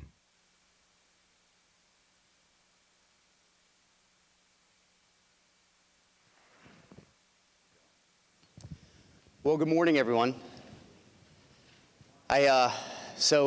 We did, by show of hands a little bit earlier, we identified the majority of the room as veterans, so I know we can do better. Good morning, everyone. Good morning. Outstanding. So my name is Jared Lyon, and I have the privilege and the honor to serve as the President and CEO of Student Veterans of America. And my job here today is really a rather exciting one. Two main jobs that I have. One is to brief everyone in the room of essentially our readout for the Education Task Force that met yesterday. This was a conclave of higher education professionals, veteran and military serving organizations, as well as folks who I would say really get it as it pertains to the value of veterans in higher education. So I'm going to give you that readout, and then we're going to jump right into our distinguished panel. So on the front end, what I'd like to sort of just really note here is this is an incredibly exciting time for veterans in higher education. Because as a community, a veteran community, we've been having high-level conversations with wellness and with employment as it pertains to the importance of transition from military service to a successful civilian life. But one thing that's often been absent from the conversation is the important role that higher education plays in that. So to sort of frame this out, I wanted to put some simple numbers from the task force work to understand this. So at present, we have 1.1 million veterans in higher education. That's a very big number. That's 1.1 million veterans currently using their GI Bill benefits to go back to college. This includes the Montgomery GI Bill, vocational rehabilitation, and of course, the post-9/11 GI Bill. But what's also very interesting to understand about transition and the important role that education plays in it is that at present, over half of all transitioning service members actually go directly into the military after they get out of the military. They go directly into higher education. And what's remarkable about this is that there is no one single act that veterans do in their transition greater than go to college. And what we know through our research is that nearly 2/3 of our population are just like myself, a first-generation college student. And so that essentially equates to between 100 and 115,000 military veterans starting their college education each and every single year. So the three main things that we discussed in the task force were, how do we change the narrative surrounding veterans in higher education? What is the business case for veterans in higher education? And essentially, who should be involved in this national conversation? Now, before we kind of jump into our work here, the other thing I wanted to mention is the very important role that our employment sector friends in the room can play in all of this. So we know from our National Veteran Education Success Tracker information and research that a little over 100,000 military veterans are graduating from college each and every single year.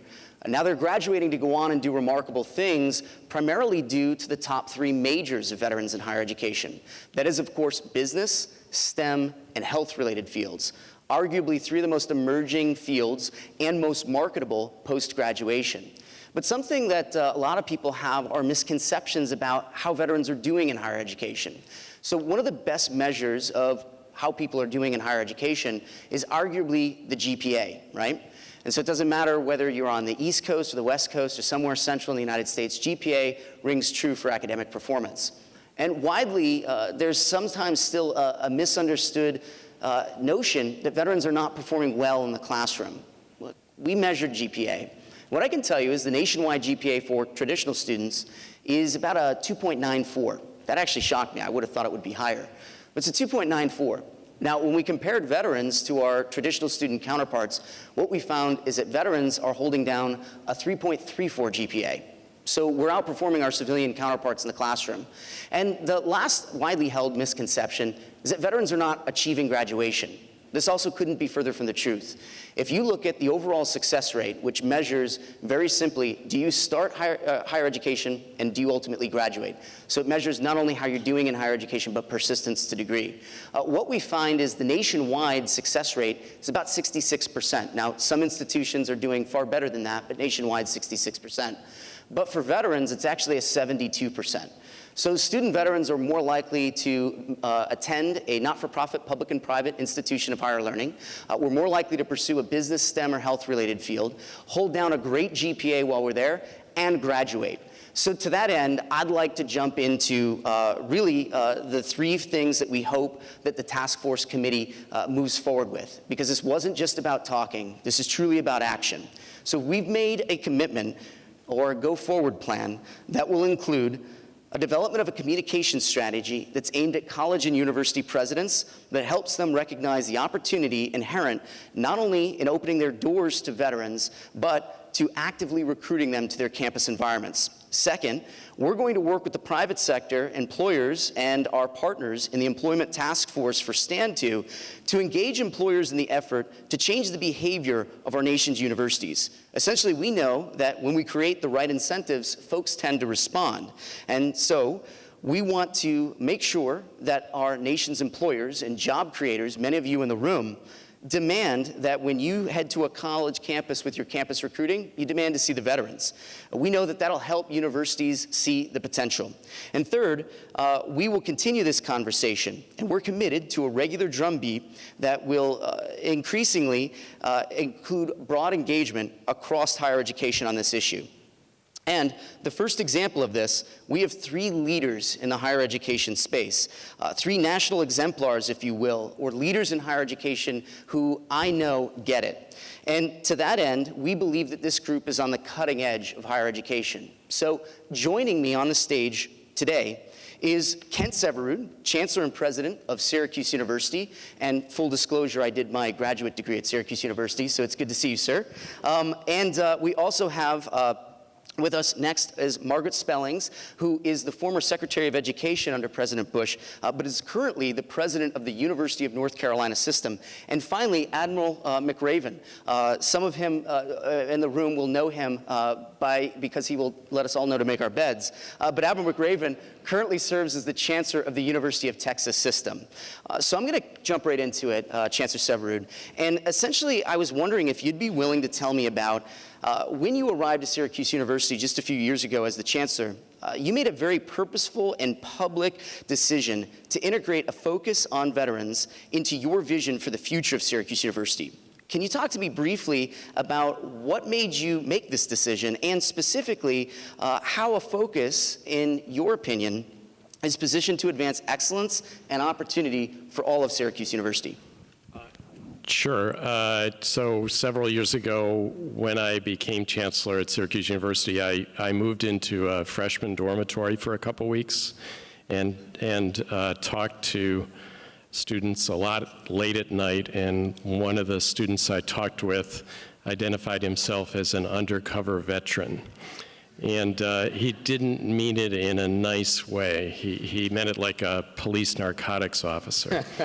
And asked him what he meant by that, and he described coming from a deployment in Afghanistan to a dormitory at Syracuse University and confronting a culture where most people didn't realize there was a conflict still going on in Afghanistan, where they couldn't find Afghanistan on a map, where it seemed like almost all of their parents had graduated from college, and where, worst of all, or weirdest of all, nobody got up until 10:30 in the morning. And from that conversation, I just realized that there was this narrative out in the world that Vietnam-era veterans had not been welcomed back to the United States and to civilian life, but post 9/11 veterans had been. And it was just apparent to me that that was not true at elite institutions of higher education in the United States. And that even though Syracuse University had a great history with veterans, particularly after World War II, and had a great institute of veterans and military families that was outward focused to serve the veteran community with research and training, that inside the university, we were not creating something for our students that our veterans community should be really proud of. And so talked to a lot of people at the Institute of Veterans and Military Families about how to change that. And eventually, I guess that's the second part of your question, why it turned out to be good for the university. Yes, and it has been terrifically great for the university.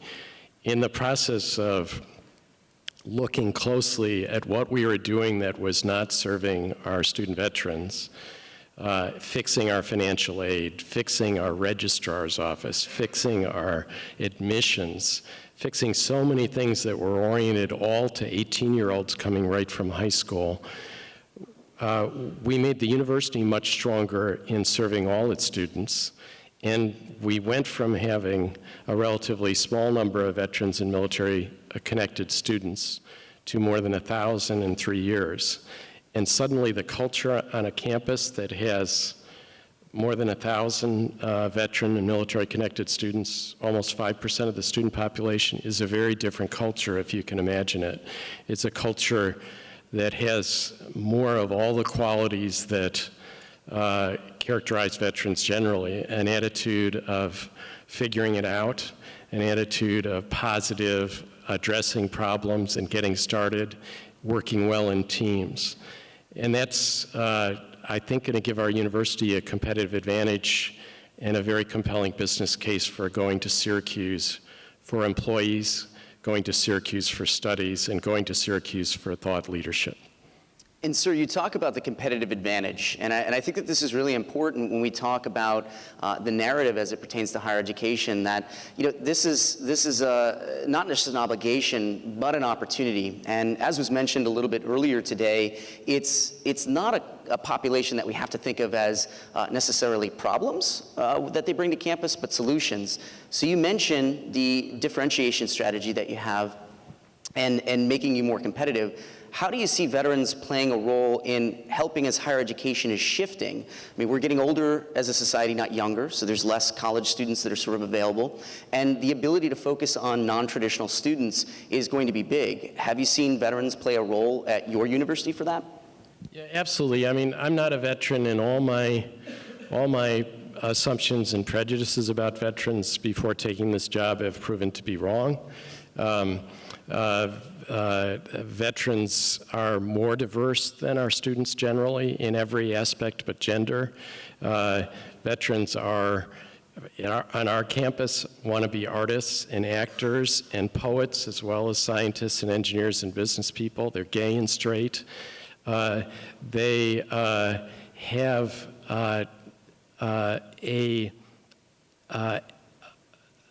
a set of attitudes that is the opposite of this. I kind of bristled at this characterization earlier in this session about the Praetorian Guard.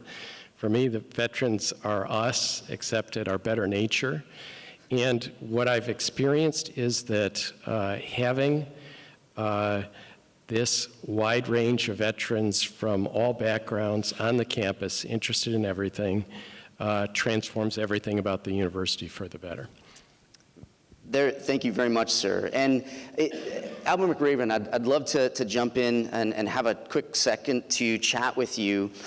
Given that we've just heard from Chancellor Severud about Syracuse University's strategic focus on veterans at one specific university, I wonder, how does an entire state university system incorporate military members and veterans as students into essentially your strategic planning?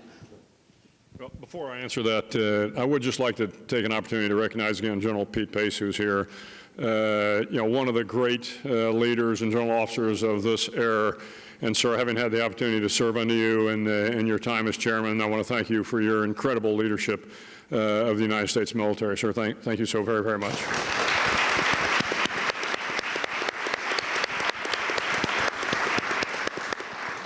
To your question, the great thing about being from the state of Texas is we are an incredibly welcoming state when it comes to the veterans.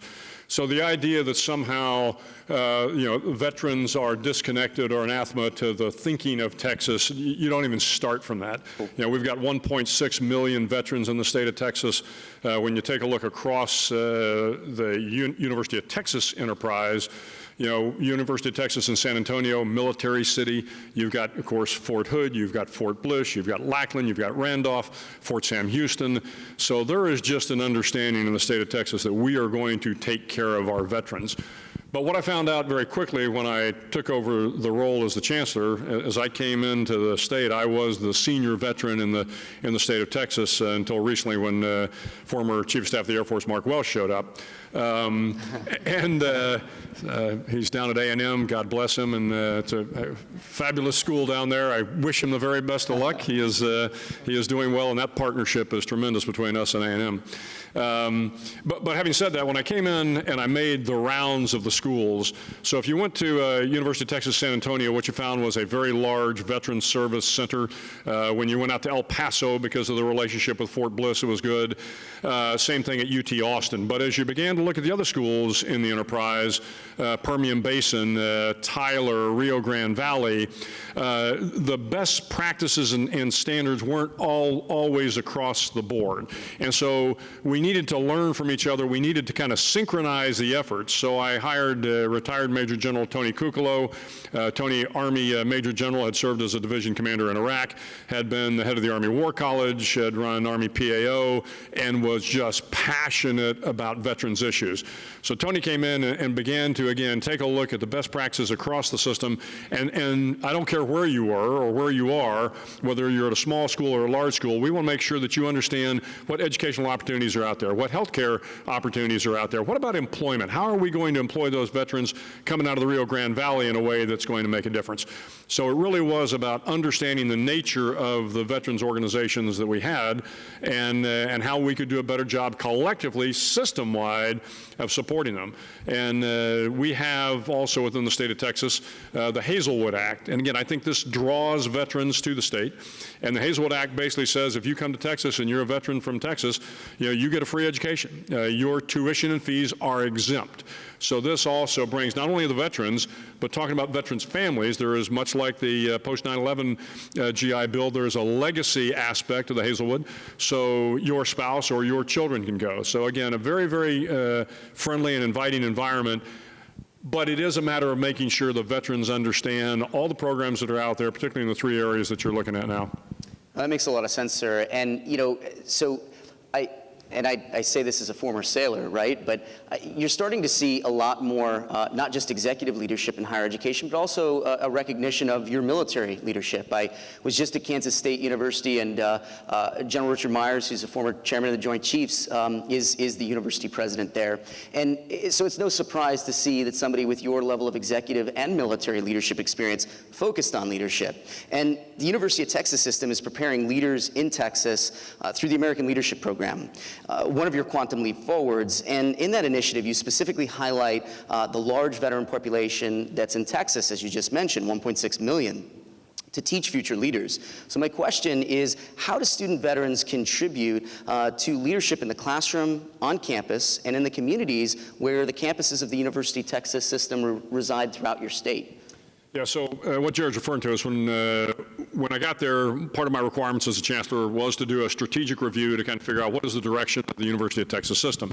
And as we did this strategic review, not surprisingly, we talked to hundreds of CEOs, and what the CEOs really wanted coming out of our universities were not just the technical expertise of being an engineer or getting your MBA or whatever. They wanted leaders.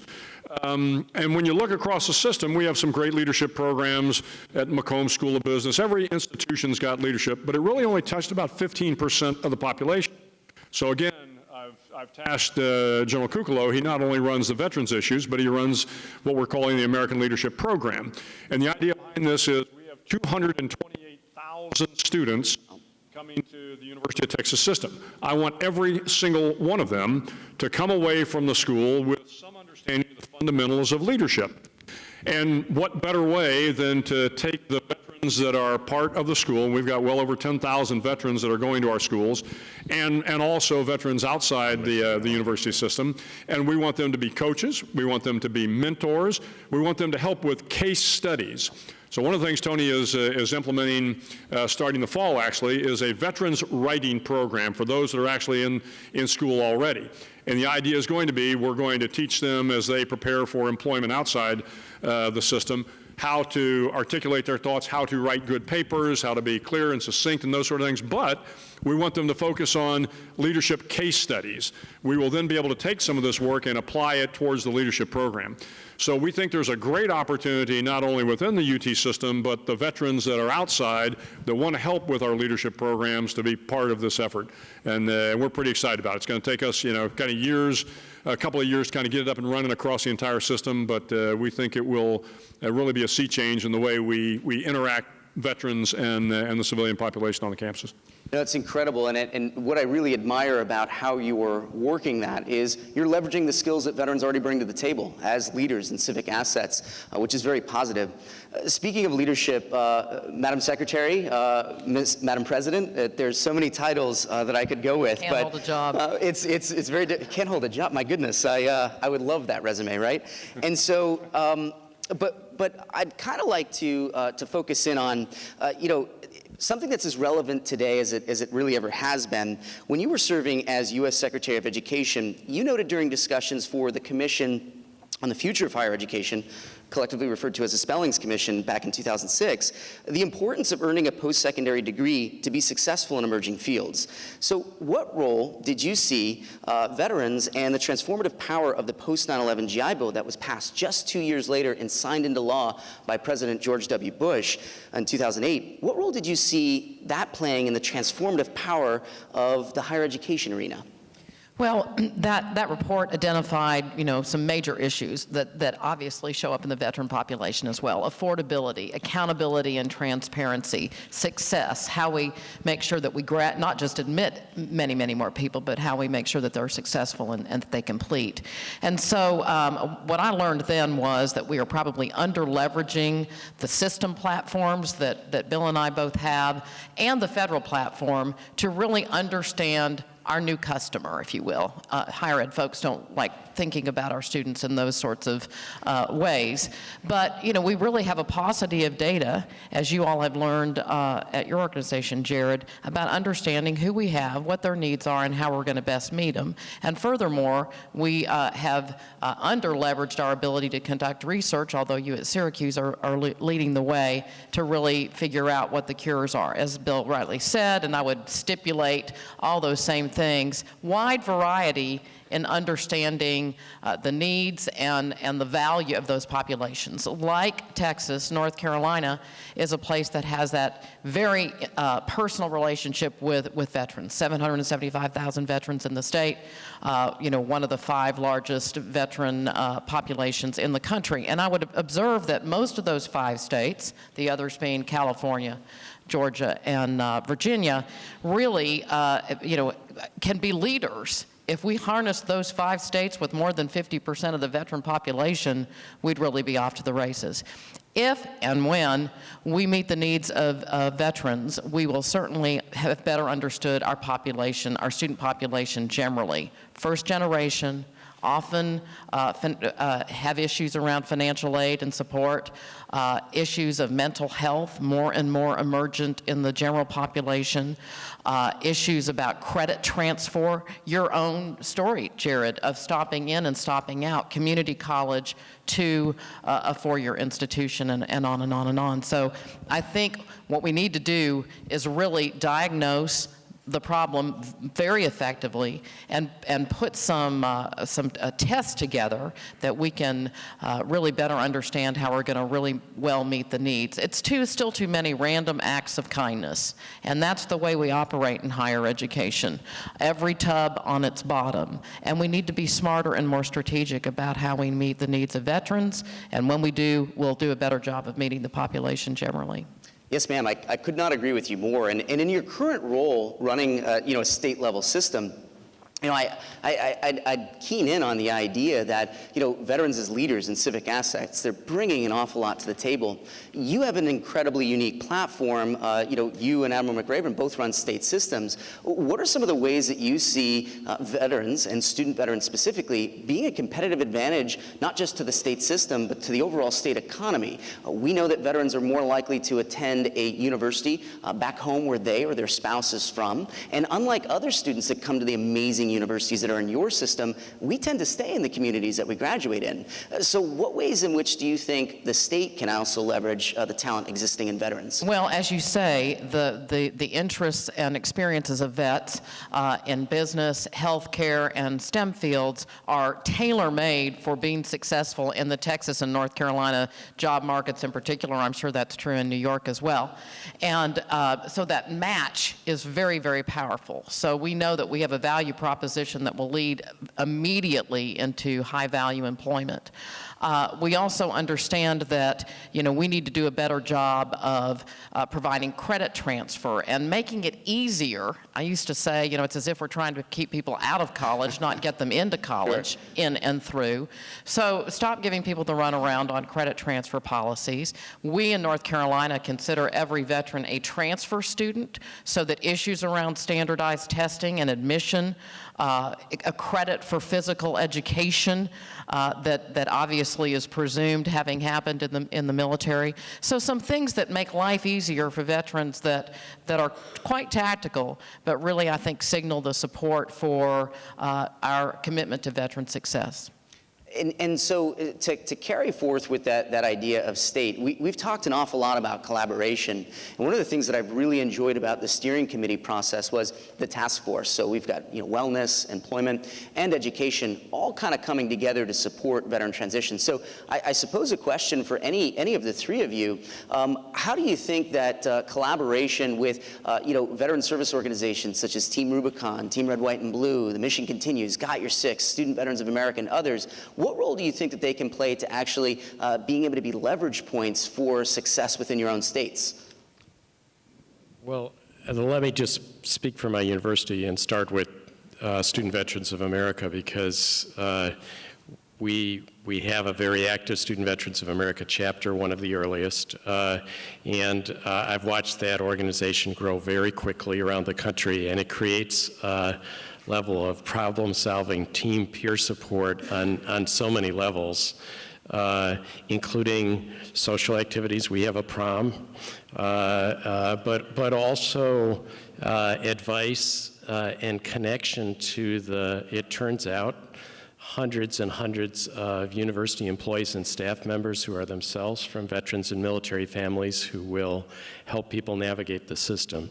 So that organization has been particularly vital on our campus, and I hear a lot of testimonials from students and graduates, including one of the ones on the stage this morning, about how that was the way to create a network in what sometimes seemed like a hostile environment. Well, I would just add quickly that, and I loved your story, Fontaine, because your own example was such held so true in the population broadly. And so from people like Fontaine and your organization, Jared, we can learn about what the needs are, contemporaneously, and we can get, advice, real-time feedback about what's working and what isn't, so we can stay smarter. One of the things I think that we're famous for in higher education is we put things in place and there's this is the way we've always done it kind of an attitude, and we've got to get over that. We need real-time, instant feedback from your colleagues around the country and from the Fontaine Wilsons of the world. My fellow alumna from the University of Houston. There you go. On the collaboration front, I'm really proud of some of the initiatives that the campuses have come up with. One of them, and I think Major General Byron Hepburn is probably here in the audience. Byron ran Wilford Hall Hospital and then came over to UT Health Science Center San Antonio, one of our great health science centers in the state, and started the Military Health Institute. And the reason we thought that was important was, again, veterans have unique kind of issues and concerns and focus points, not just on the education side, not just on the employment side, but obviously on the health side. And so where is it where within the state of Texas, within the University of Texas system, we have an interface, particularly in military city Texas that San Antonio is, where those veterans come and they say, hey, how do I get into medical school? Talk to me about my relationship with the VA. So Byron does VA issues. He helps kids into medical school. He works with NIH. He works with all of those organizations that are kind of DOD, military, veteran related, and kind of focused within not only the San Antonio area, but obviously San Antonio's link to Washington, D.C. and to the folks in Austin. That is an important part. On a tactical level, one of the things that I brought from my time in the military was video teleconferences. So in my role as the Joint Special Operations Commander, I used to do 6 video teleconferences a day across the network just to keep things synchronized. So I decided to start doing a video teleconference with all my presidents. I have 14 institutions. And so we do a video teleconference every week, 1 week with the health, 1 week with the academic presidents. And I will tell you, it was a little interesting when we started because they're not used to doing video teleconferences. Right. And I remember the first time we had them up on the Hollywood squares. And so I'm sitting there much like I would in a JOC in a Joint Operations Center, and they're all up on there. And I remember one of the presidents going, hello, hello, is this working? Am I on camera? Hello? And of course, they didn't understand kind of VTC protocol. Sure. Now, 2 years into it, I would tell you it is probably one of the best vehicles we have for collaboration. So we talk about veterans issues. So now I don't have to go to, one president. I can kind of capture them all simultaneously with something as simple as a group video teleconference and make sure that the word is getting out. Make sure, again, that best practices are being distributed across the system through what we in the military think of as kind of ubiquitous, which is the VTC. Jared, you started with some data about veterans in higher ed, including GPAs and graduation rates. And one of the things I discovered is that higher ed has been way behind in standardizing and collecting data on veterans. Sure. And when you don't collect it and you don't monitor it, nobody pays attention to it. So I think huge helpful collaboration from employers and from organizations is insisting that higher ed institutions collect, report, and are held accountable for the things you described. I think that makes a lot of sense, sir. And when you're leading an entire system, a private and prestigious university, there's a lot of demands on your time. And folks that you'll listen to are often going to be your clients or customers, your students, certainly your alums, definitely members of the legislature, either at the state level or the federal. But I think one of the areas that could be particularly helpful for the room is employers. So as we've noted in the employment sector, they've, over the past 7 to 8 years, taken a huge leap forward in their ability to recognize veteran talent and move it forward.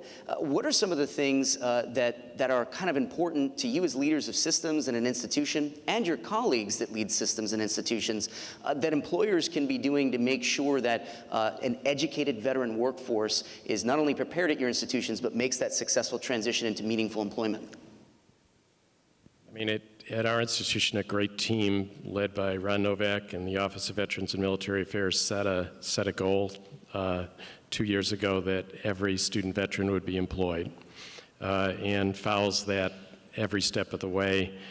And they don't follow it just by counting, they follow it by following each person in their career goals and matching them with employers and with opportunities, including internships all the way along the way.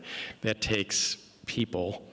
And takes connections and people actually knowing who the veterans are and what's going on with them throughout the student body, which has been a blessing because that's what we should be doing for all our students. Yeah, I think I would just build on that by saying, it's a deliberate, overt effort. And, and it's going to be easier to do with a veterans population that is able, committed, disciplined, used to following through on things. When we crack the code there, it will be a tremendous model more broadly. But you have to be very intentional about it, and it has to come from the top. Yeah, about the only thing I'd add is we have to be careful about kind of stigmatizing every veteran that comes back as broken. Yes, and unfortunately, what you see a lot on the commercials on TV and they're great organizations trying to do great things, but I'm afraid sometimes the message the employers get is not necessarily the message that we want transmitted. So we work very hard to make sure, and again, Texas, you don't have to do that. I say we work very hard. You don't have to do that too hard, but the fact of the matter is you've got to make sure they understand all the great resources and assets that the veterans bring. Again, as everybody said, their work ethic, and frankly, when they are wounded and you see an amputee come into work, that changes the entire dynamic of an organization when you see somebody that has to get up every day and fight with the issues they may be dealing with, comes to work, has a great attitude. I mean, this fundamentally changes the dynamics of any organization in a positive manner. These are the sort of things we have to make sure the employers understand.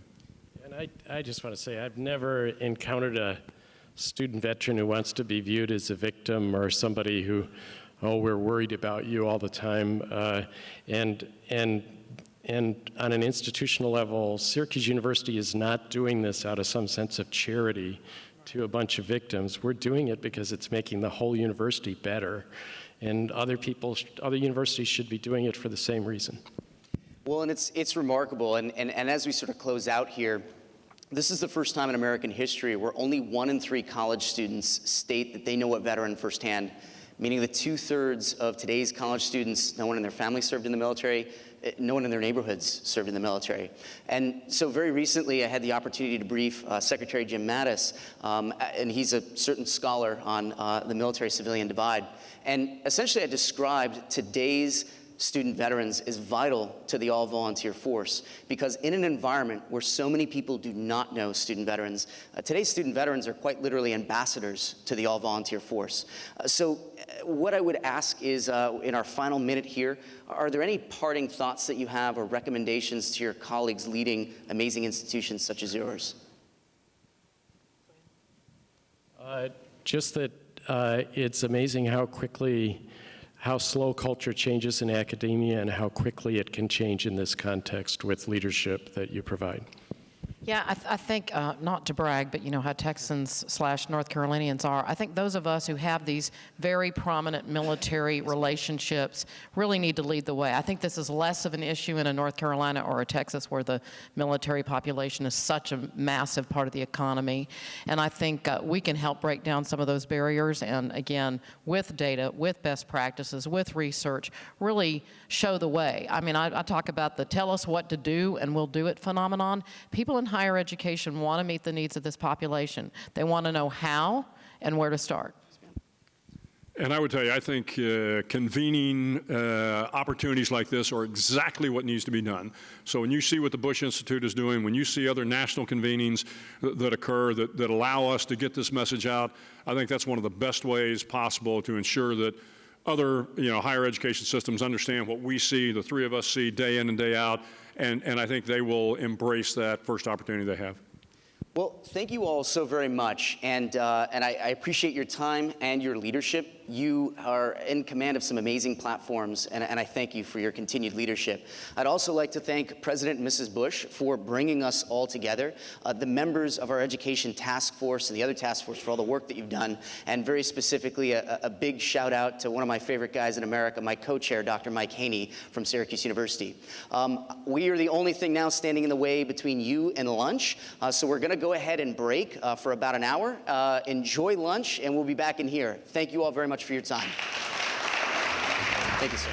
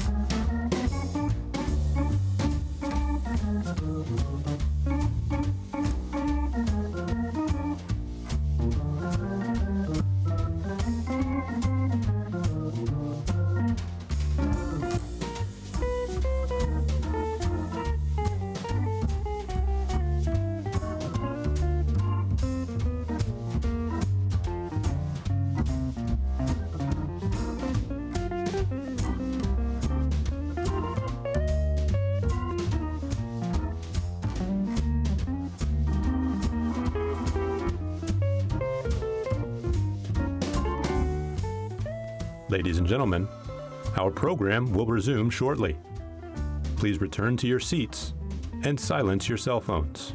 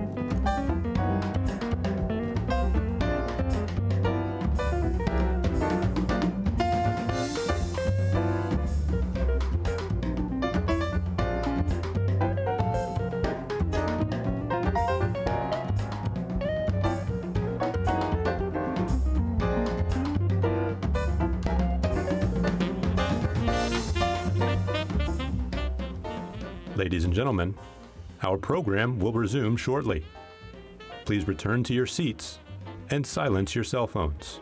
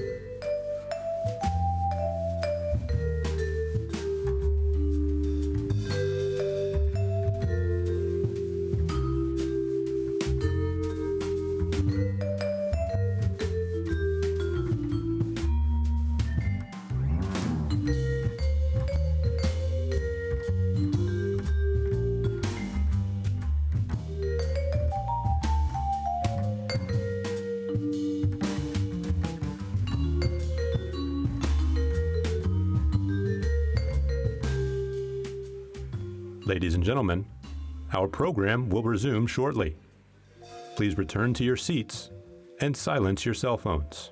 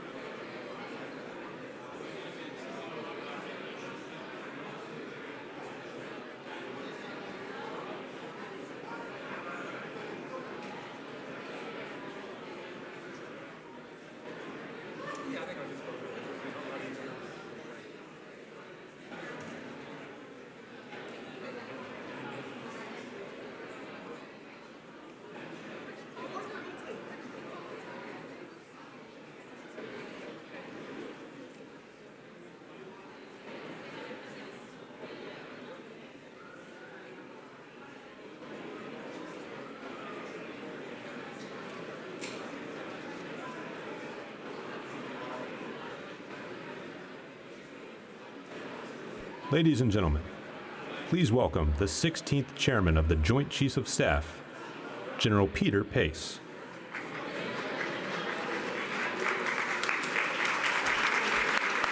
Thank you.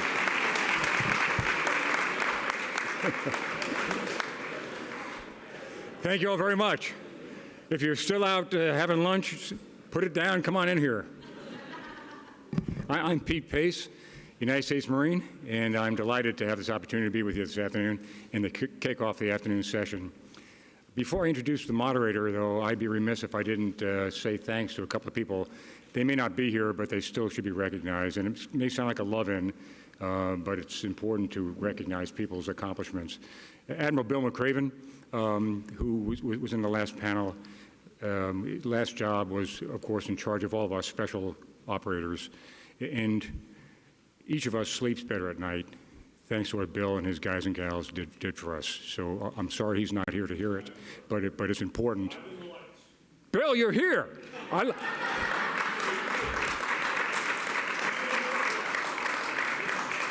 As stealthy as ever.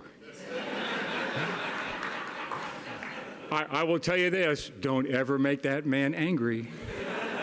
Bill, thank you for your incredible service to the nation. We all slept better thanks to you. Yeah. And President and Mrs. Bush, there's so many things that can be said, but I would ask you just to think about this. The President stepped down as our Commander-in-Chief in January of 2009. This is June 2017. 2 presidents later, he and his lady are still showing their support and their love for our troops and our families. And they do it not by some kind of self-aggrandizement or pat on the back, but by simply being there for all of us. And the fact that they have dedicated the rest of their lives to the very important work of the Bush Institute, a major piece of which is the military initiative, says volumes about the man I had the privilege of calling Sir and my Commander-in-Chief. The President mentioned that words are important, and it's why he has asked us all to, and we have, dropped the D from PTS. There are a couple of other words that were used here this morning that I would just like to mention. Someone mentioned that our troops had lost a leg or lost an arm. I disagree. They didn't lose anything. They know exactly where their leg is. They know exactly where their arm is. They sacrificed that for us. Many sacrificed their lives for us. But when we pick words, we should recognize that the young men and women in our midst who have sacrificed for us deserve to have it probably recognized as what it is, which is, in fact, a sacrifice.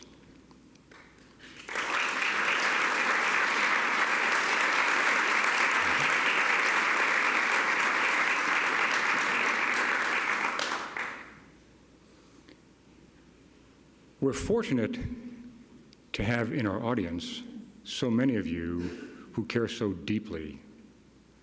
And we are right to spend a lot of time talking about how we might be able to help our veterans. But the fact of the matter also is that Stand 2 is not only for our businesses, but also, very importantly, it's for our veterans. We have to own our transition. Yes, We need to have help from the civilian community, but we need to own our own transition. And that leads me, I think, to the second word that I'd like to see used differently, and that is the word divide. I don't like that word. We do not have a civilian-military divide in this country.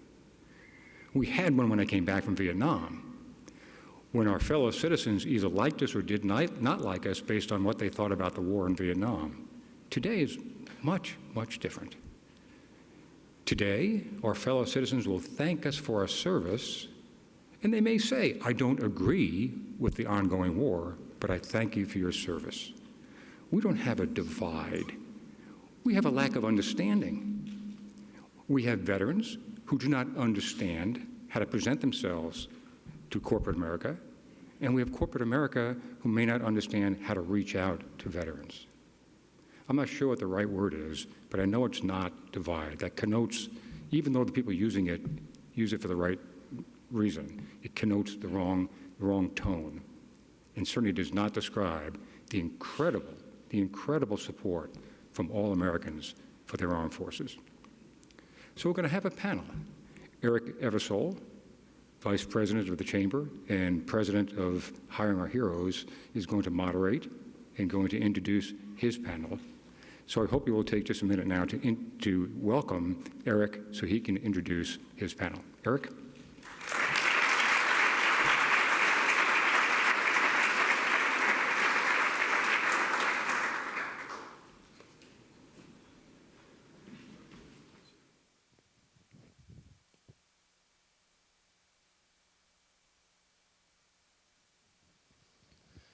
Well, good afternoon.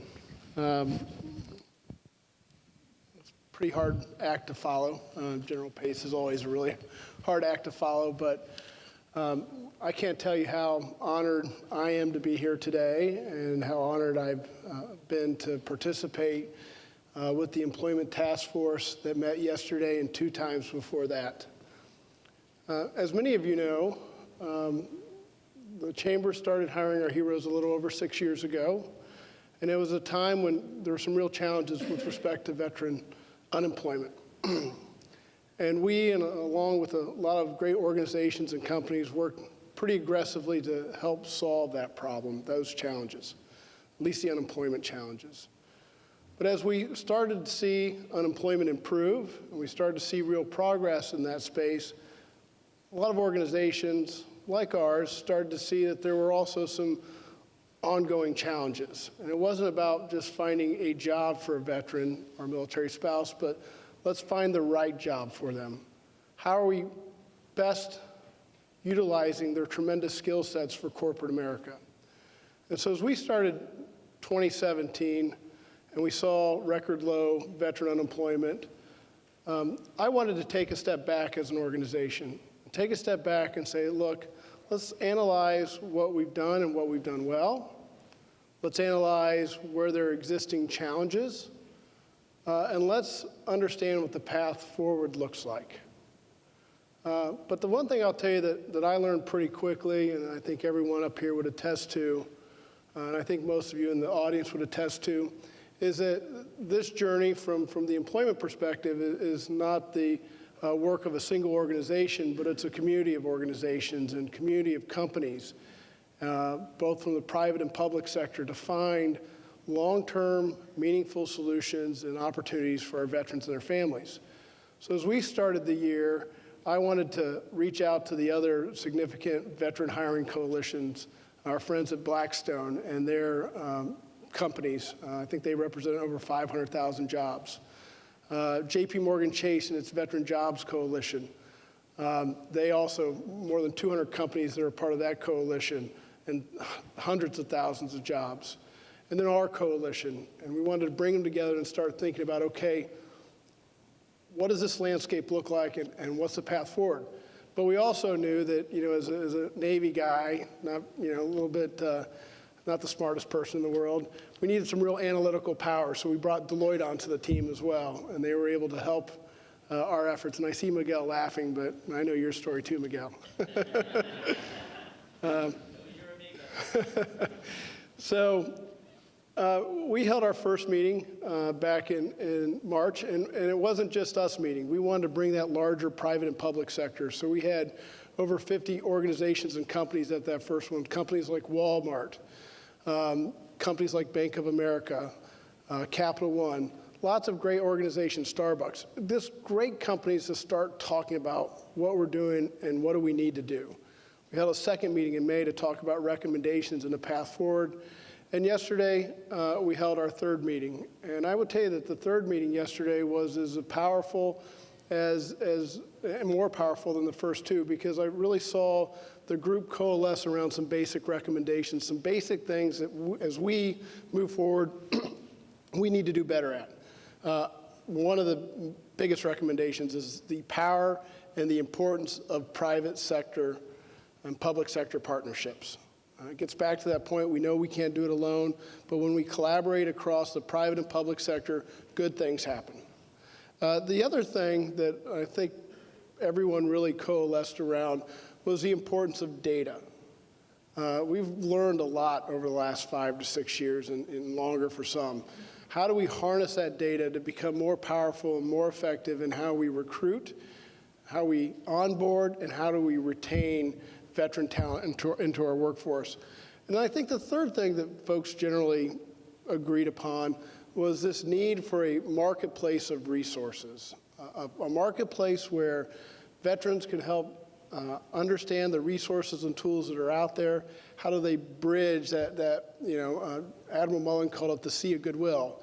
We often saw service members struggling in that sea of goodwill because there was so much out there. How do we better take the information that we have, the resources, and harness it in a way that's effective and delivered? So those are the three basic recommendations. But I also know that nobody here wants to hear me talk that much more, maybe Miguel. But other than that, we have a great group of panelists sitting here with me to talk from their perspective, some of those challenges they've seen, what the path forward looks like. And what I want to emphasize is that this panel was one that really comes at this from three different perspectives. To my left, Dan O'Hare. He's a recently transitioned service member, Marine Corps veteran. He's the elusive sniper that President Bush has been talking about. So we have Dan as one perspective as that recently transitioned veteran. Melissa Sterling from Hilton. Melissa is really boots on the ground. She's on the front lines of helping a major corporation like Hilton make its significant hiring commitments of 10,000 that it surpassed, and its next 10,000. So we have Hilton. And Courtney Billington, he's from Johnson & Johnson. He's our executive representative on this. He's a vice president with Johnson & Johnson. So Courtney, I'm going to ask you the first question. Johnson & Johnson, great company, obviously has a great Army leader at its helm. It's a place that has done a lot of amazing things for veterans. Can you talk a little bit to us in the audience about what has it meant for Johnson & Johnson to have that veteran experience and that veteran talent in your workforce? And from your perspective, what's the value proposition? What's the ROI? Thanks, Eric. It's a pleasure to be here today, and it's also a pleasure for someone like myself as a veteran to have two things that I think are critical for the question you asked. One is a company that has a set of values, which for us at Johnson & Johnson, we call it our credo. And it's a set of values that have been in place for more than 75 years that talks about our focus on customers, our employees, communities in which we live and work, and then ultimately shareholders. But that credo defines the responsibility that we have to our communities and an expectation of each and every associate in Johnson & Johnson to serve and give back to the communities in which we live and work. It also helps that we have a long heritage. Our founder, the Johnson brothers, and in particular our first CEO was General Robert Wood Johnson. And so we have a heritage of the military that has gone back more than 100 years within Johnson & Johnson. That has carried forward to the second part is through our leadership. Certainly having a CEO of the corporation being a veteran helps out, certainly during budget time, or if there are different things where you want commitment from the top and you want that to cascade through the organization. It helps tremendously to cut through a lot of bureaucracy. So I would say the leadership support is a tremendous asset to have. We're all not going to have the benefit of having a CEO or, chairperson, president, you name it, that is a former veteran, but we can have people who are passionate about what veterans do. And because of the fact that we have a number of veterans and active duty servicemen and women who are serving either in the reserves or the Guard, who are filling critical roles and creating tremendous value within our corporation, we have day-to-day proof and reinforcement where they add value to our company. As a healthcare company that's highly regulated, we have strong compliance requirements, and we see that veterans in particular have a tremendous appreciation for discipline, for regulations, for rules, and actually can thrive within an environment where there is regulation and find ways to motivate teams, motivate their peers, and partner with other organizations. And we've benefited heavily from the veterans that we have at all levels of our corporation, from bringing those skill sets that, frankly, are foundational and continue to be trained and reinforced as part of the military experience. That's great. So, Melissa, you have a very committed CEO as well at Hilton. I know he, again, mentioned the 10,000 hiring commitment. You guys blew through that at record pace well before the time frame that you set, and then a second commitment, of course, came. That's your reward for good work. I want to talk a little bit about, from your perspective, what has that commitment meant to your organization, and then what, from your perspective as the boots on the ground, what are some of those challenges that you face really executing that high-level commitment? Sure. Thank you, Eric. So Hilton made a commitment in 2013 to hire 10,000 veterans and military spouses in 5 years, and like Eric said, we were able to do that in 3. So we were very dedicated, and it was very successful. Because it was so good for the business, our CEO wanted to double down. So we now have an additional commitment of 20,000 additional veterans and spouses by the end of 2020. So what we have really noticed is that this works for us. The hospitality industry is a great fit. We were founded by Conrad Hilton, who was an Army veteran, so we know that you can be successful in this industry. So it's meant a lot to our company. It also has been built into our culture. So we are definitely a military-friendly culture from the inside out. Employment is the biggest pillar, but in order to attract and retain veteran talent, you have to be a military-friendly company and culture. So we have rallied all parts of our business to help the military community. We've donated millions of honors points to help unemployed vets find jobs through a partnership with National Association of State Workforce Agencies. We have a program right now in San Francisco where the San Francisco Hilton is being refurbished, and the furniture that was taken out of the hotel was donated to the VA to help homeless vets when they get housing. So also we have Hilton Supply Management, which, as you can imagine, sources a lot of products, and so we make sure that we source from veteran-owned businesses when we can. So it's just about rallying the whole company, and that's not employment, but it does feed back to employment because it's all about having a military-friendly company. So the challenges, I would say, when we first started was not senior leadership buy-in, which is the first thing that you need to get, but since it came from Chris Nassetta, we had that covered. But I would say change management and stakeholder buy-in.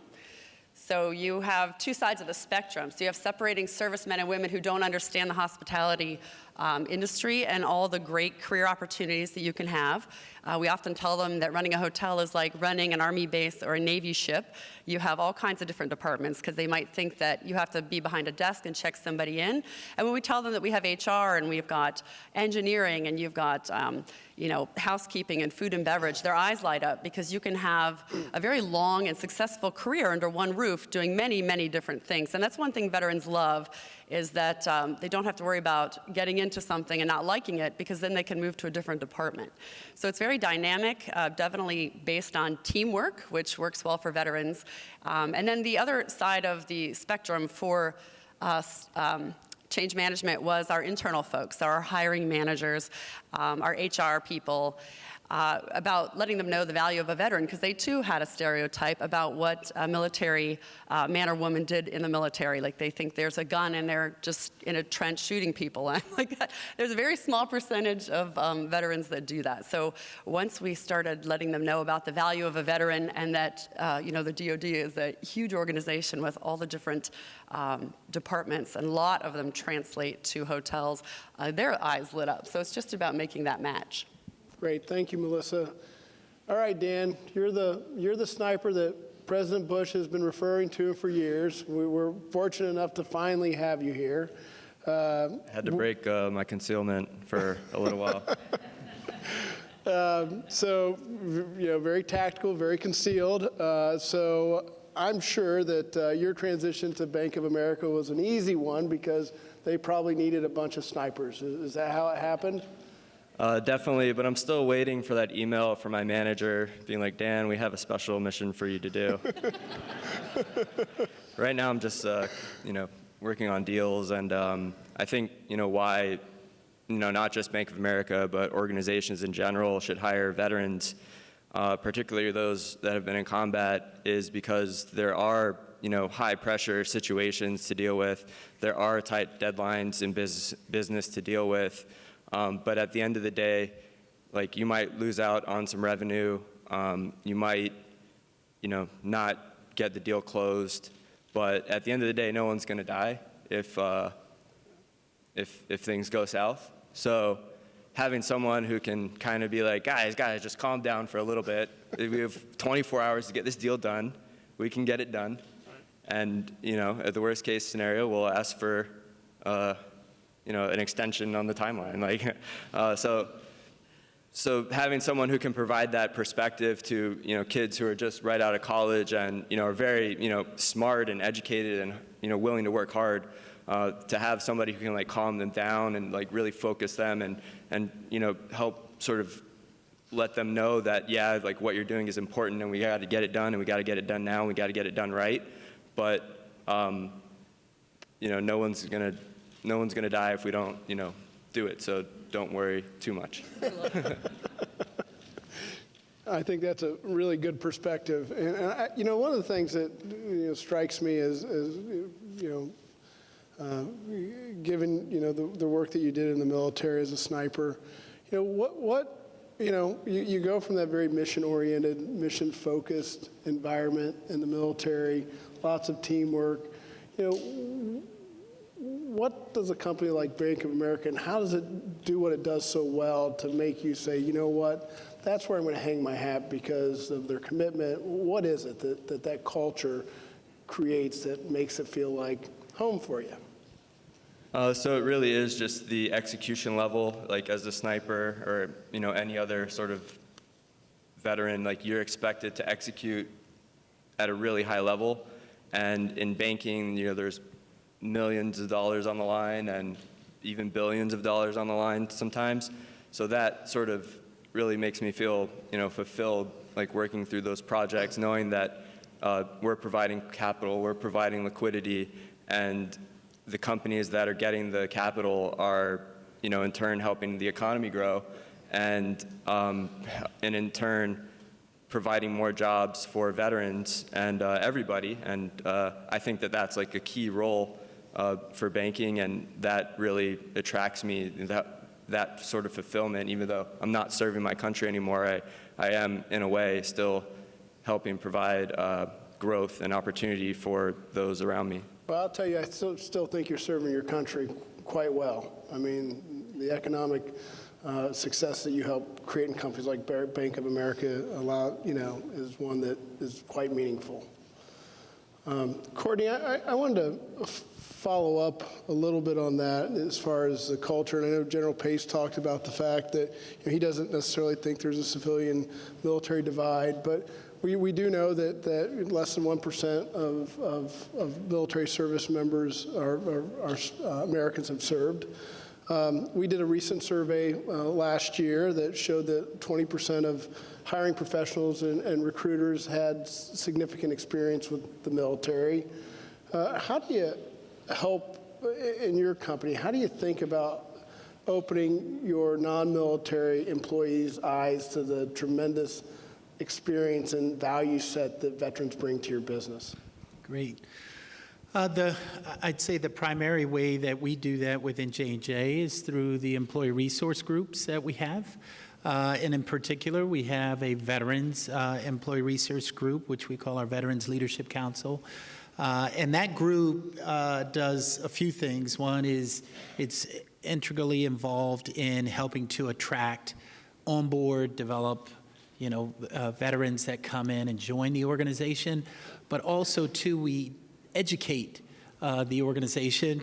We have veterans, as I mentioned, at all levels of our company. And being part of the Veterans Council, we host a number of lunch and learn sessions. We do mentoring, reverse mentoring. We have sponsorship opportunities where senior leaders will sponsor someone from our veterans group. And as part of that relationship, there is an education that goes on with regards to people understanding the value that veterans can bring. And we host a number of different events in partnership with many partners like Bush Institute, many of those listed here, and other companies that allow people to get engaged. We have a mentoring program with a company called American Corporate Partners. I would say more than 60 to 70% of the people who are doing mentorships are now non-veterans. And because of the work that we've done to engage and get people involved, there is more of a passion, from different areas and facets of our business for those who care or want to serve or give back to the veteran community. And so those are ways that we help engage people. That's great. And so, I have a good friend of ours and of the Bush Institute, Carol Eggert from Comcast NBC Universal. I mean, she makes a point of saying it's not about educating the people who are in the room because they're most likely veterans. It's about educating all the people who aren't in the room about that ROI. Melissa, I have a follow-on question for you. And it's one thing to create jobs for veterans and to place veterans in those jobs. But how important is it to get them in the right job, not only from a near-term success point of view, but from long-term success with retention? Yeah, that is important because we're not in the business of just getting people jobs. We want to, and sometimes that is what they need while they transition and find what it is they want to do, go back to school, et cetera. But our goal is to provide a career for them. So we do extensive interview process and, we do volume recruiting. So we want to make sure that we're matching the right person for the right job. And we do hire in all elements. So we have corporate, we've got our customer care center, we've got revenue management, and we've got our properties. And the properties are the majority of our hiring. But why this works so well for veterans is because we are a culture of on-the-job training. So like I said before, you can come in and you can be promoted every 6 months. So you can really be in charge of your development and drive your career. And that really resonates well with veterans. They love to see their peers getting promoted. They love to get promoted. I have thousands of success stories of veterans coming in, and maybe they had to start a little bit lower than they had hoped for, but it doesn't take long before they're where they wanted to be and excelling with a dream career that they really wanted. So that part has been very successful. And Dan, from your perspective, how from the overall corporate structure, how different is it from the military? It seems, from a promotion perspective, from understanding what the next steps are, what have you seen? What are some of, from your perspective, things that help make that pathway a little bit clearer for you? I don't know that it's clear, but I think that also kind of makes it fun. In the military, you know, every couple of years you're going to get promoted, you're going to deploy a couple times, you're going to go on new adventures, you're going to be around the same people mostly. In the corporate world, you just don't really have that sort of sense of belonging or sense of that you are like a core vital piece of that entity, and it's kind of on you as the individual to create that for yourself.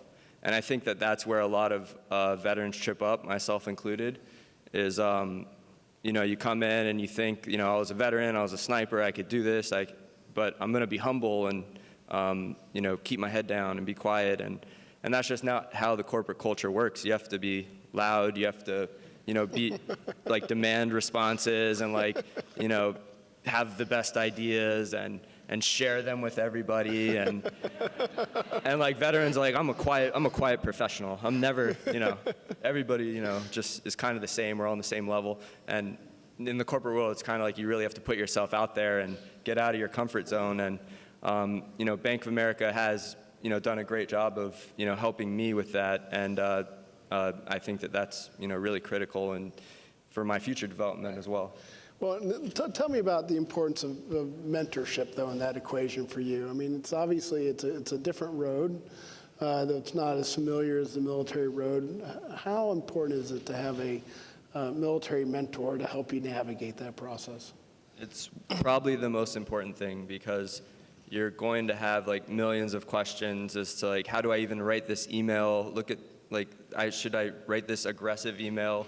Or should I tone it down a little bit? How do I phrase this? Can I give this person an order, or do I have to be can you please, move the file from here to there? So having a mentor to call or meet for coffee is really a lifesaver, and be should I phrase my email like this, or should I tell my boss about this issue, or and even ordinary life things too as well. So someone who's just sort of been outside the military for a while knows how to navigate the civilian worlds like healthcare and and financial planning are just huge sort of making sure that you put all the money that you can into your 401k. Little things like that add up over time, and you get to see this holistic view of yourself that I'm seeing now that I probably 3 to 4 years ago never would have been able to see. But I have a health care plan, I have a 401k, and I have a great job and a great wife, and I could never have done that without my mentor, who's actually in this room. His name is Louis Runyon. Give him a little shout out. But yeah, thank you.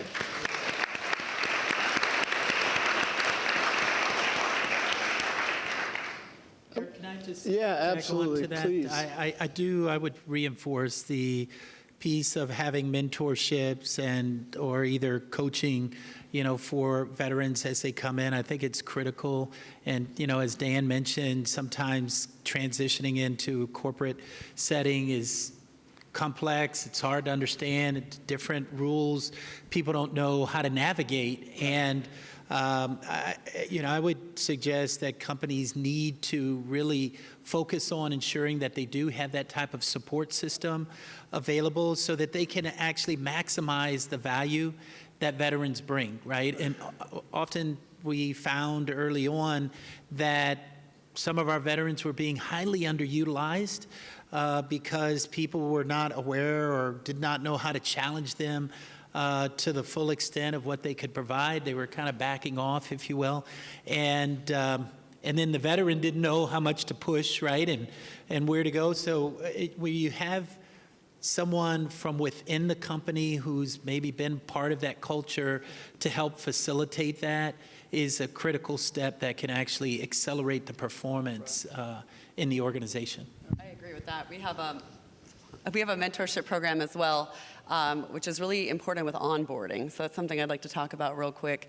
So we have a mentor program in our properties. We also have a commander on property at all of our hotels and also in our corporate offices. And that's because, of course, we want to make sure that the veteran has a smooth transition. If they have just come out of the military, maybe they don't know how to sign up for benefits, or they don't know how to clock in or out, or they don't know how to navigate the internet. And that might not be something that a veteran wants to ask their direct manager, because they might feel like it reflects poorly on them. And so that's what a mentor is a great resource for them. And building a military-friendly culture in general helps with the transition, of course. So we have military pins that say I served with each branch specifically, because we know that we can't lump them all together, all the branches. So there's individual pins for each of the branches. And again, we have our mentors and our commanders, and we have a veteran team member resource group as well that meets quarterly.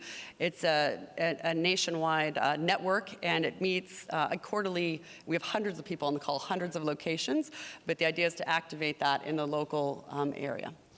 And I think, I mean, Melissa, you're hitting on something that I think, for companies that aren't as actively engaged, or they may be struggling a little bit with retention. I mean, how important are the little things in helping to not simply recognize veterans, but understand that you're creating that culture that values their experience, the one that's going to help promote them?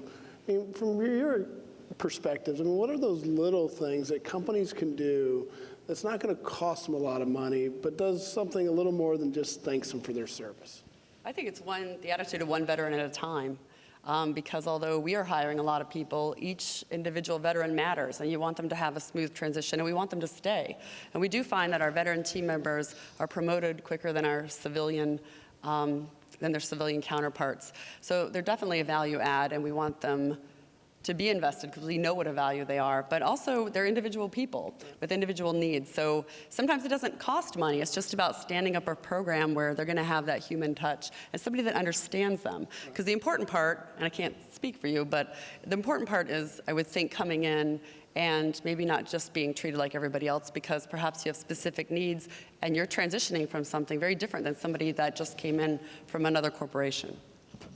I would just add to that, we found that actually we initially had quite a bit of difficulty of getting some of our veterans to self-identify that they're veterans. When they join the corporation, for whatever reason, some people choose not to check that box in our HR systems, and then we don't know, right, unless there's some sort of relationship that goes on. And from a retention standpoint, we may find out that someone left because they didn't ask the question, they didn't know how to navigate, no one reached out, they felt like they weren't being, for whatever reason, connecting well. And it was because we didn't pay attention to the detail that you mentioned. And so we've really worked very, very hard to strengthen and find ways to first let people know that they should not feel a concern about self-identifying. We don't want your manager to worry about the fact that you're in the reserves or the Guard. We are doing a number of things to highlight how we encourage our employees to be engaged in that, and how we want to reward them. We've improved our policies to support that. We've improved training and educating the manager of someone who deploys, comes back, the manager saying, how come you didn't show up on work on Monday? And it's like, I just got off a plane Friday, right? And it's those details that you kind of understand how it happens, because people maybe just don't know. They don't know. It's not that they're trying to do something wrong, but they make a huge mistake that can make a difference between retaining a tremendous employee or losing someone because we don't pay attention to the detail. Dan, what do you think? What are little things? I mean, companies are so big and they have so many resources, and they're all trying to figure out how to allocate them efficiently. But I think that, veterans definitely deserve an allocation, and Bank of America is definitely doing that.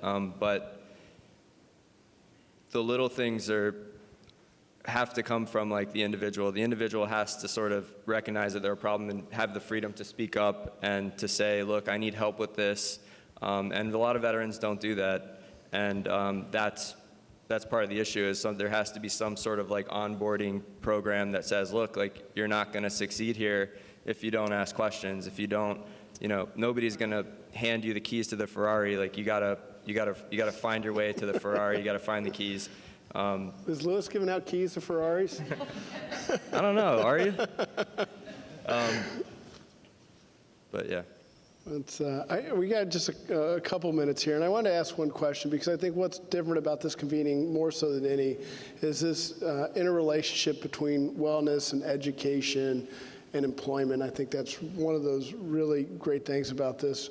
From your all's perspective, very quickly, I mean, how important is it for us as a community to understand each of those aspects from the long-term success of both employment but also getting this right?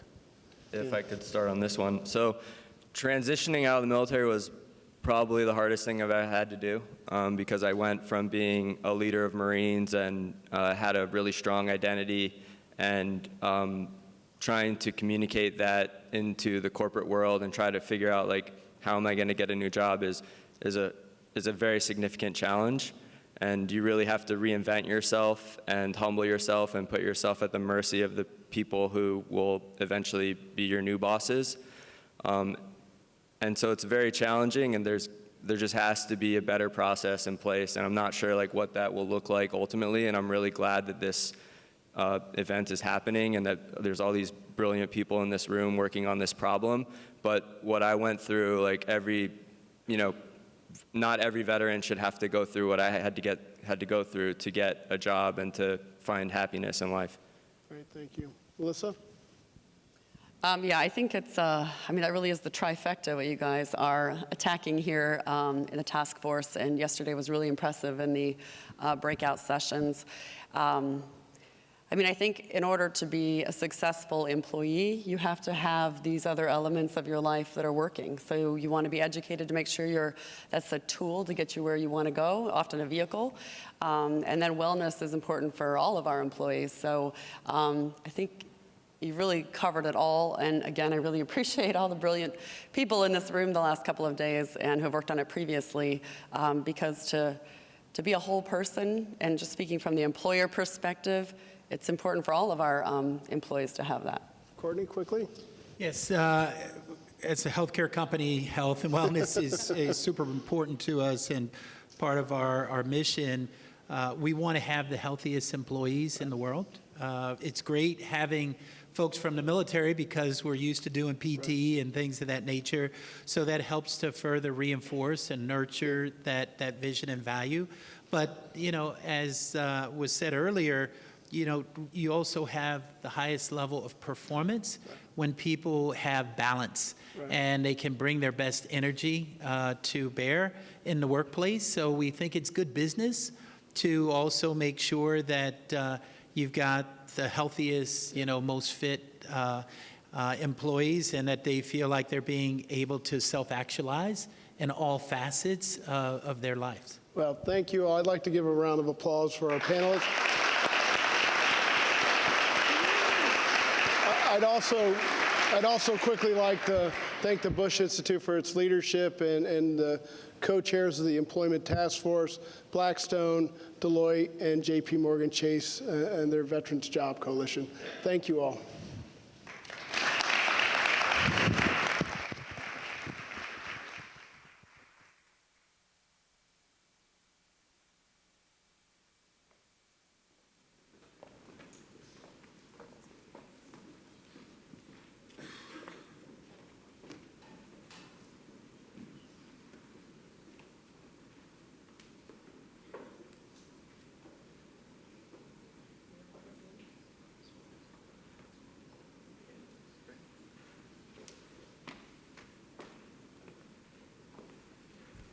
Good afternoon. I'm John Kelly with the Starbucks Coffee Company from the other Washington, D.C. A quick thank you and a request before I introduce our distinguished panel. 3 years ago, like most of corporate America, Starbucks simply did not get it. For a company whose mission is to literally nurture humanity one cup at a time, we were not considered vet-ready. But thanks to the passionate leadership of some of our employees, they challenged our senior leadership team, and with the help of Secretary Bob Gates on our board, quickly turned things around with some great aspirations. We set out to hire over a 5-year period 10,000 veterans. Not only veterans, but we decided to do something that we thought was sort of Starbucky, as we say, but also something very important, that the spouse serves as well. And so we set out to hire 10,000 veterans and military spouses. And we did not out of a sense of obligation or charity. We were instructed to do it because they were good for business and they add value, much of what you've heard from other employers here who have done things well. And because we were new to this, we depended so much on so many of you in this room, especially hiring our heroes, who was a great partner to begin with, the USO, RP6, Rubicon, Mission Continues, Team Red, White, and Blue, our partners at the Schultz Family Foundation. We could not have done this without you. We could not have done it with the Department of Defense, Generals Dahl, Lanza, Brown, people like Pete Corelli, retired, who coached us along the way. But these generals opened the gates of places like Joint Base Lewis McChord, invited us on to learn and to get immersed in a culture we did not know. And the results has been extraordinary. Rather than taking 5 years, it took us 3 years to meet that goal of 10,000. And like Hilton and others, we decided that, we're going to more than double that now, closer to 25,000, which we're really proud of. But it's never really been about the number. For us, culture is everything. And what we think we have the opportunity, and this is where the request comes, is that we need your help again. Because we think we have the opportunity in more than 14,000 locations across in every neighborhood in the United States, with more than 90 million people coming through our doors every week and 150,000 young people working in our stores who are now side by side with veterans and military spouses. We have the opportunity to do something that General Pace mentioned. And we also do not call it the civ-mil divide. We call it a gap, an understanding gap. And we all know the studies that as much progress as we've made in gratitude, we do know that our veterans and military spouses still feel not underappreciated, but not fully understood. We think Starbucks has an opportunity to use our footprint to change that. And we're going to do that by opening more than 100 military family stores over the next 5 years. We're going to expand our Adopt a Unit program, where we're having civilian partners sending great packages to the forward operating bases and other places that could use a good cup of coffee. And we're doing Military Mondays, which is where we welcome in VSOs to use our space to meet with transitioning veterans and help them on their way. That third place, we want that to be the place for 2.5 million transitioning veterans and their families to be welcome. That cultural piece is something that we think is our opportunity, but again, we need help. Because the last piece of this is that we want to lean into the stigma, the misperceptions around PTS. This is something that we intentionally did not do when we first started. We left that to others. But we have heard from our partners that it's time for us to do more and that we can step up, because what we've also learned is something you all know, but the reality is the rest of America does not know that the occurrence of PTS exists at the same percentage in the civilian world as it does in the military world.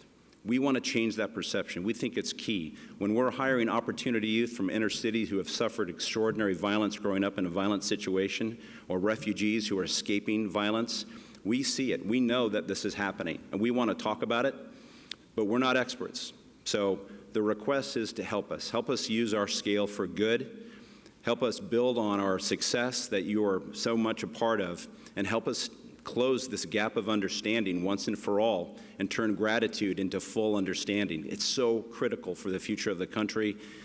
And lastly, I just want to relate to comments that President Bush made last night, which touches on so much of what we think we need to do and what our opportunity is.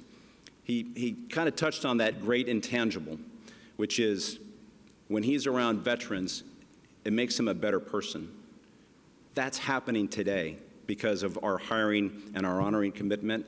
And we think if we can help close this gap of understanding, millions and millions of Americans who walk into a Starbucks and see that patriotic apron, that it identifies a veteran or a military spouse, they are also going to feel better. And we want to bring that to scale. So thank you very much for your partnership. We ask you for your continued support. And I want to thank again Colonel Howe for this extraordinary event.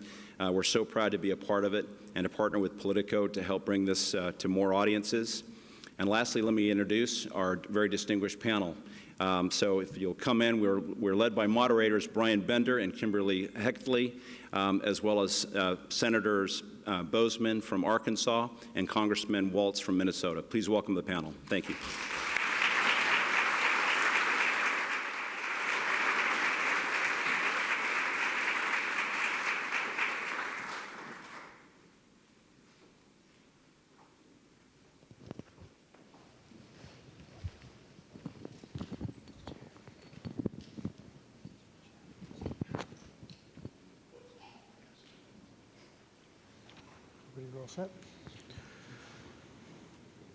Well, thanks again, everybody. I think we've had a great day so far. I think you would all agree. Thanks again to everyone who's here and for what you do. We've heard a lot of discussion today about education for veterans. We've heard a lot of talk about what are the different enablers that help them transition into civilian life. We've heard from veterans, we've heard from leaders in the community, many of you in the audience. I think we're very pleased now to have two members of Congress, one from each party, Senator Bozeman and Congressman Walz, who have a huge role in guiding the conversation in the United States about how we take care of our veterans going forward, and clearly have a very big role in writing the laws that encourage a lot of the innovative ideas that we've talked about today. I also want to introduce my co-moderator, Kim Helfing, is senior education writer at Politico. But before that, she spent a long time covering the VA for the Associated Press. She was also embedded with the 101st Airborne Division in both Iraq and Afghanistan. I think there's a few guys here from there, maybe gals too. Kim, why don't you kick it off and let's get the conversation going. Thanks, Brian. We do have a fantastic panel ahead, and looking forward to the discussion and hearing from these two lawmakers. We have Senator John Bozeman. He is a Republican from Arkansas who's on the Senate Veterans Affairs Committee. We have Congressman Tim Walz. He's the ranking Democrat on the House Veterans Affairs Committee. But before we get started, just a quick reminder that you can join the conversation on Twitter at #Stand2, and we will be checking your questions on stage. So this is your chance, so fire away. But just to get started, we'd like to talk a little bit about the GI Bill. Obviously, it's a tremendous benefit. It's paid out more than $70 billion to Iraq and Afghanistan veterans and their families. About 40% of the funding overall has gone to for-profit colleges. The collapse, and they are popular with many veterans because of the career offerings available and the online component, but the collapse in recent years of ITT and Corinthian kind of left several veterans going to these schools in a lurch. One of the reasons is that they didn't have a degree, but yet their GI Bill benefit could not be reset. I'd love to hear you two comment on what you think should be done to help veterans in this position, and also whether or not there's more that Congress and the VA should be doing to prevent this situation in the first place. Senator, would you like to go first? Or? No, sure. First of all, thank all of the sponsors. Thank all of you for working so hard to put this together. It's so very important that we talk about all of the different components of taking care of veterans. And my dad did 20-some odd years. In fact, Tim and I served together in the House. I was over there for 9 years. And I tell people, he's a sergeant major. My dad retired as a master sergeant in the Air Force. He reminds me a lot of my dad. I'm always afraid he's going to have me do this or do that or whatever. So, but anyway, that's a problem, with the situation that we have, with these that leaves veterans in the lurch. We're just going to have to work together, figure it out, and we can do that. And I don't know exactly what the answer is right now. The other problem that we've got along that line is that we have veterans that are in a situation where they have the short courses, perhaps certificate courses and IT and things that would be of great benefit. GI Bill doesn't cover those. And so we're working hard to make sure there's coverage there. But we can be very, very proud of the GI Bill. That is a tremendous, positive situation. Tim was a big part of that in the House. We worked very hard at that, and actually in the implementation. But this is another part of the implementation, is figuring out, the situation that you brought up, and there's several others in the same category. Yeah, thank you, and thank you all, and to the Bush Institute for hosting this, and to my good friend, Senator Bozeman. He, quite honestly, as we served together and as a young member coming in, he was already on the committee, a great role model for how you respect one another, how you debate vigorously, and how you come to some compromise. GI Bill, obviously for me personally, I'm used the GI Bill. I would not have gone to college without it. My father was Korean War era veteran, and the same thing. I think in answer to your question, the real key runs deeper than that. The GI Bill is certainly a model, and as John said, there's got to be other ways to use it. I think the crux of that problem where we ran into with the for-profits was the lack of a focused transition, a seamless transition. And I admire and applaud the services over the last probably decade for changing that. After my final deployment, I remember the deployment was a couple days of coming back off. We got back home, and the chaplain spoke to us a little bit, and they showed us the horse whisperer, and my troops said, Sergeant Major, what's the lesson we're supposed to learn? I said, I'm not certain. I said, just be good when you go home, type of thing is what it, and that was the transition. And in all fairness, we just wanted to get out of there. I think now what you're seeing is a concerted 12 to 18-month effort that we have DOD and VA seamlessly communicating, just a simple thing of the VA health records that the Secretary announced, but also in this transition period. And we worked together, and when John was in the House, we started this idea of making sure state certifications, whether you were an 88 mic so you could drive trucks, or getting our private employers like the Mayo Clinic. Now, if you go search their website for jobs, you can put in your MOS and it will spit out the jobs that are available there. I think that alleviates some of the waste, because you can't blame these 22, 23-year-olds. They do a tour, they come out, they want to use their GI Bill, and they get sold kind of a bill of goods. But those for-profits, some of them are actually providing a great service, and veterans like them because of the flexibility. And just one other thing regarding, well, Transition Assistance Program, which Tim touched on, is so very important. When we were young members in the House, not doing a whole lot in that area, we made it such that it became mandatory, and it's just night and day now compared to it is. So that's another way I think that we can. So many times, the only time you heard about benefits or this or that was when you were recruited, and then you transitioned out and you didn't have a good idea of what was going on. But we've worked really hard to improve that. Still need for further improvement, but it's much better than ever before. A quick follow-up, and I know you guys don't believe in yes or no answers, but I'm going to try. Talking about expanding the GI Bill, there's also been some concern, growing concern among some veterans groups that there is not insignificant group of veterans, for example, who were awarded the Purple Heart, but are not eligible for the GI Bill because they did not serve 36 full months. Yes or no? Should we expand the GI Bill so it covers those guys and gals? Yes. Perfect.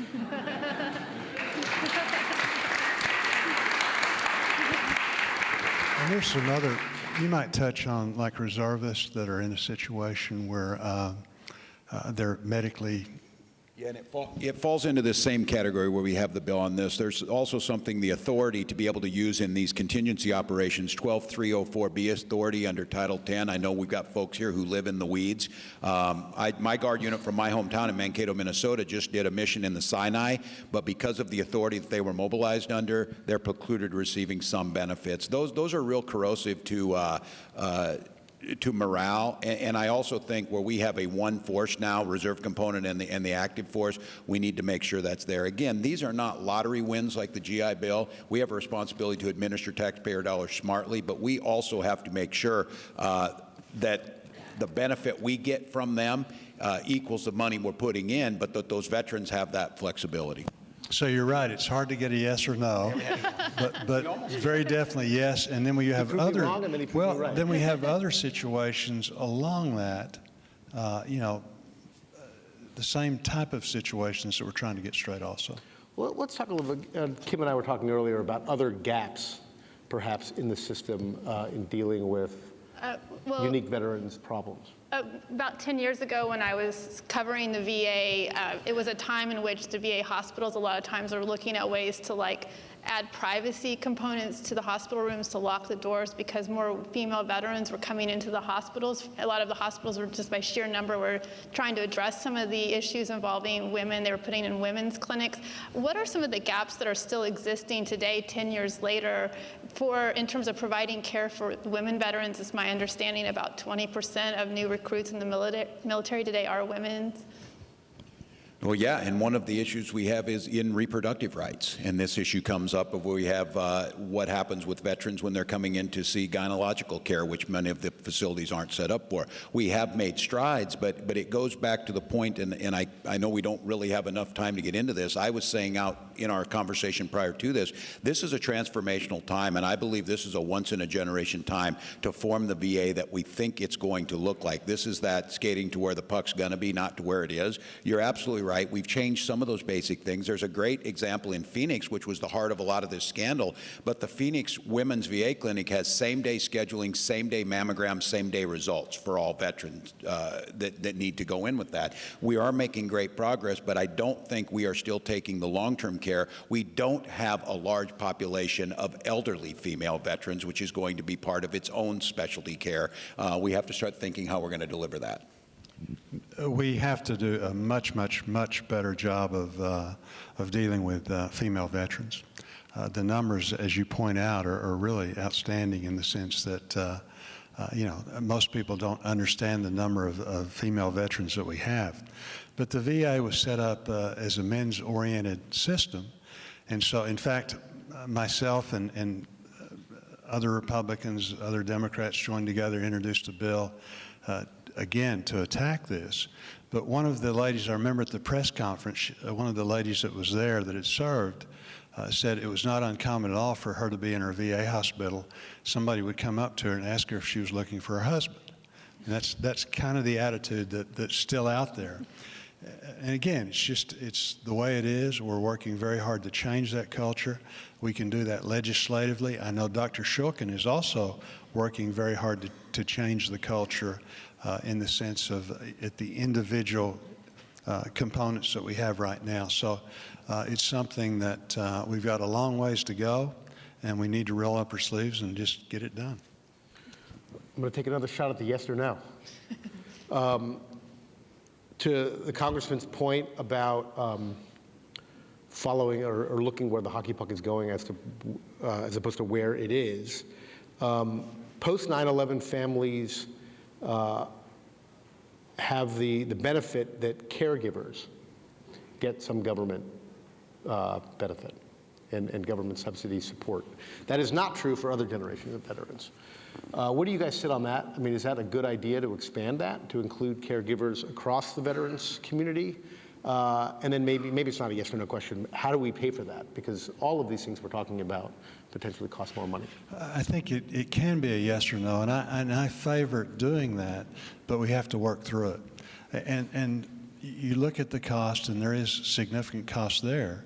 On the other hand, you look at the cost, and what that does is allow people to stay at their homes versus being institutionalized, which there's no comparison in the cost. And so you just have to weigh all these things out. The good news right now, we're up here discussing it now. This discussion is going on at all levels in Congress, and then also I know it's something that Dr. Shulkin is concerned about and really trying to figure out a path forward so that we can start. I don't know that we can do everybody just overnight, but I do think that we can start down that path. Again, if you look at it long term, the sad thing is that government has a tendency to look very short term, when you're looking at the dollars and cents. But if you look long term, I think that you could make a good argument that you're actually going to save some dollars by keeping more people at home, being well taken care for, as opposed to being institutionalized where it costs so very much. I'll say yes, agree with John on this, and I think the point he's making is very is twofold. Is first, veterans are asking for this, and that's what we should try and deliver. And secondly, we're paying for it anyway in a more institutionalized setting where we could save. And I think it does get to the heart of this transformation we're talking about. That overly simplistic argument that it's government versus the private sector in caring for veterans, it's never been that way. And we have to come up with the model that is most veteran-centric, that delivers us the most for our taxpayer dollars. And I think when it comes to caregivers, the family wants to be there, the family should be there, and we all have a responsibility to help make sure if that spouse is leaving work or doing whatever they're doing, that there's a compensation for that, because we would pay for it anyway. The other thing is that we need to do a better job even with the post-9/11 group.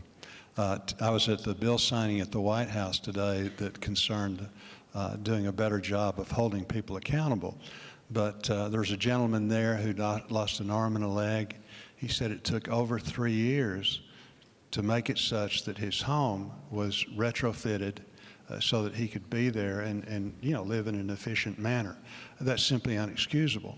The good news is that we are working through those kind of they're not catch-22 things, they're just delays, the bureaucracy.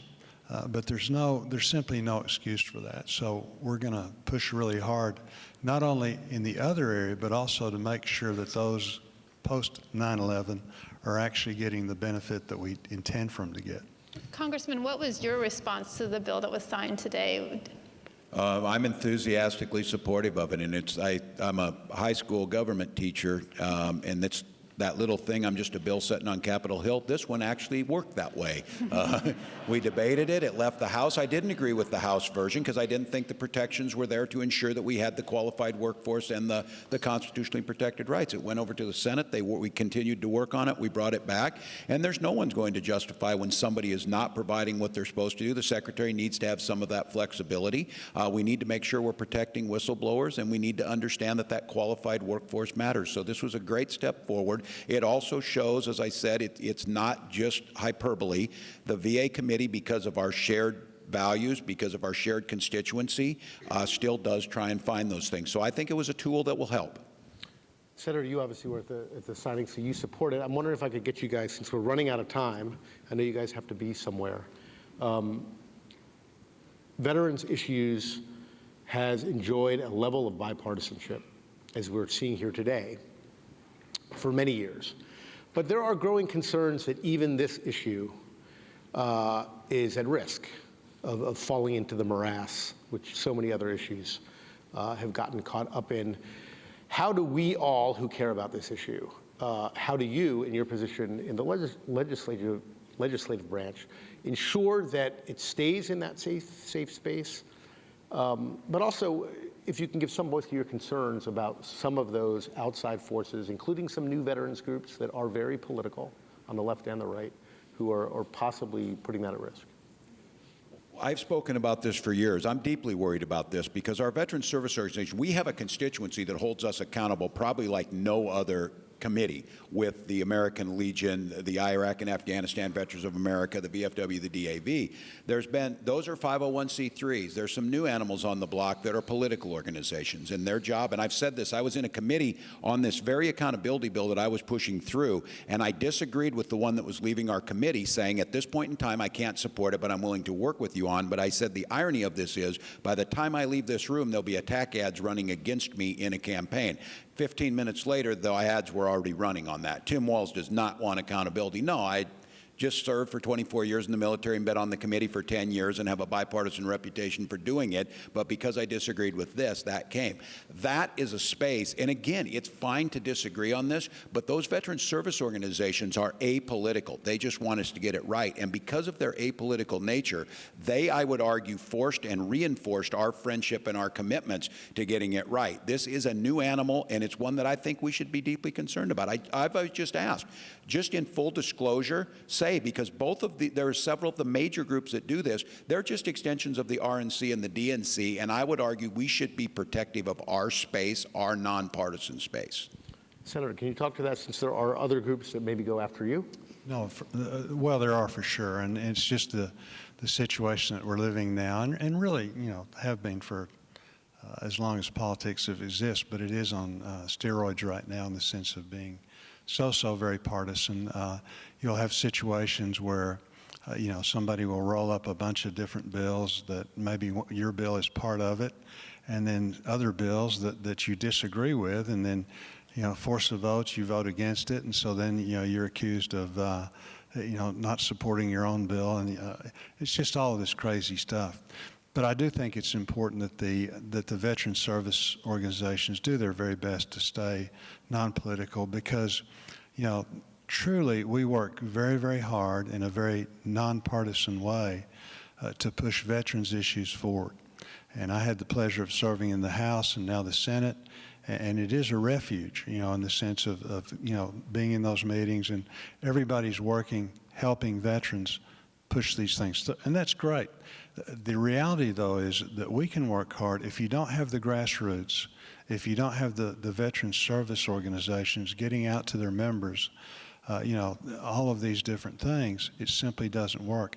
I can remember, Tim, going into my dad passed away fairly young of prostate cancer, but I can remember going in, visiting, and always the Sergeant's magazine, was laying on the coffee table. He'd read that thing, So it is important, and getting the message out in a nonpartisan way is what it's all about. Thank you. Unfortunately, we're out of time. We didn't even get to ask each of you about the choice issue. I don't know if you want to give it a No, well, choice, the VA is changing, and that's a good thing. Certainly, there's no effort to dismantle the VA. I understand how important it is in the sense that when I visit with my veterans, they're very proud of the care that they're getting. We do have situations, at times, though, they simply can't get in, or they have to travel too far. And so we've come up with the choice program. We've come up with community health, and I think it's great. And so we're going to, work hard to provide the funding, make sure that it's there so that program can grow. Again, not with any effort to dismantle the VA. I'm an optometrist, an eye doctor by training, so if you want any free advice about your glasses or cataracts or whatever, I'll be glad to give that to you after this is over. But my profession, medicine, in so many different ways, the print, the broadcast medium, in the last 10 or 15 years, those professions have probably changed, along with almost every other profession, more in the last 10 or 15 years than since the profession began. And it's true of the VA, too, in the sense that we've got to make it such that we can deliver care efficiently, cost-effectively, and I think part of that is choice. We had problems in rolling it out. We weren't paying the providers. The wait list was all messed up and this and that, but Dr. Shulkin is working very hard with his team, with Congress, to make it such that we can get rid of those things. Again, not in any effort, though, to dismantle the VA. No, and this is a fundamental issue. The VA, I've said this since I've been in Congress, DOD has a quadrennial defense review because our defense needs of the 1970s changed in the 1980s, changed in the 1990s. There was no such thing in the VA. And when we did choice, we asked some folks to step up provider networks in 90 days. Nobody could have done that. But what we were getting at is and I ask all of you in this room, don't allow the VA and the idea of veteran health care to be a proxy fight for government versus the private sector. It's a stupid, simplistic argument. The VA underpins and is a symbiotic relationship with our health care system in this country that cannot be divided. But if a veteran wants to get care closer to home and it can be delivered in that way, and can be a continuity of care with the basic services of the VA, we should do that, and we can do that. This is an opportunity to break down some of that simple thinking, create that VA of the 21st century, to provide it for the veterans and keep that core mission there. And I think it's a recipe for this.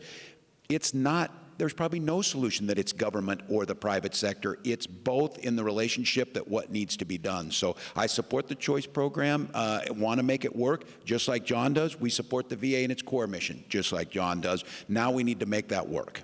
And electronic health records. Will help. Thank you very much.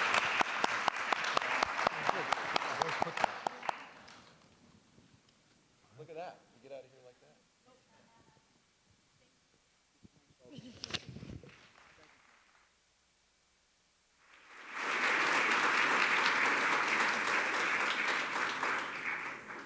Ladies and gentlemen, please welcome the Director of the Military Service Initiative at the George W. Bush Institute, Miguel Howe.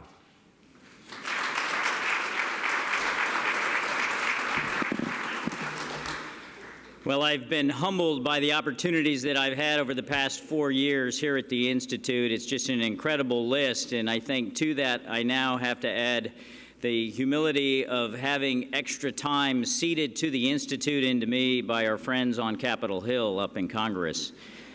So thanks to Senator Boozman and Congressman Walz on this very, very important and special day for us here in Stand To, but also for our nation's veterans, the White House, and the Congress with today's VA accountability signing. Wow. Wow, what an incredible event. An event that's really the culmination, as you heard from our task force chairs, of 6 months of work, but really the culmination of all of your work over the past several years.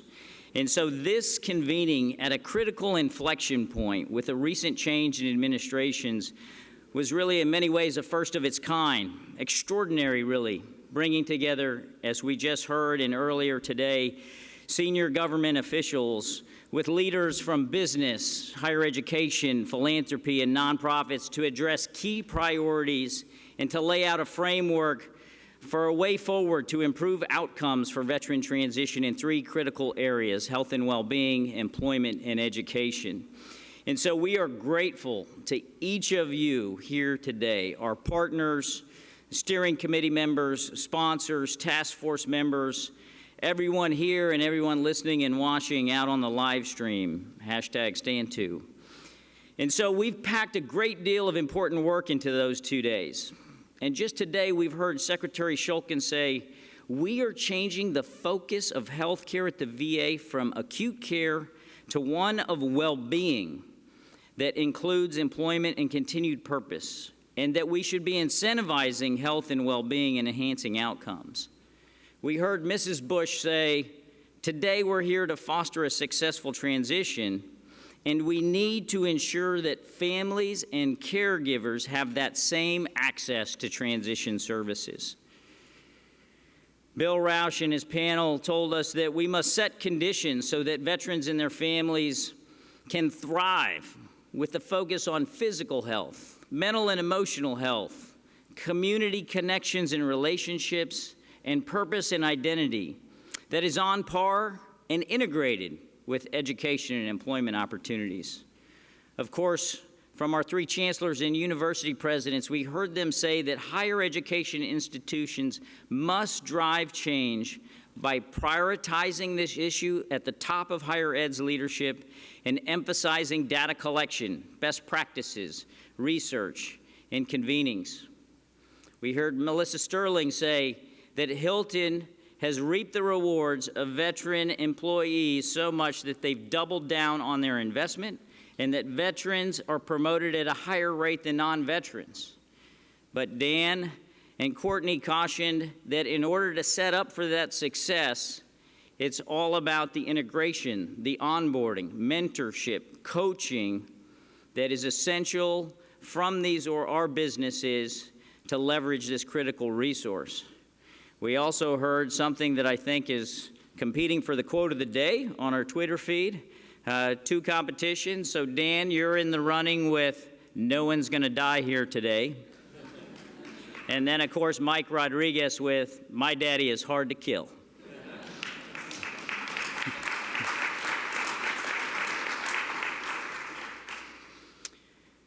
And so we heard from General Pace that there is an onus upon our veterans. We must take responsibility and ownership for our transition. But now we've been at this long enough that there's time to make some adjustments in our dialogue, in our vernacular, the vocabulary that we use. And so none of our wounded warriors have lost anything.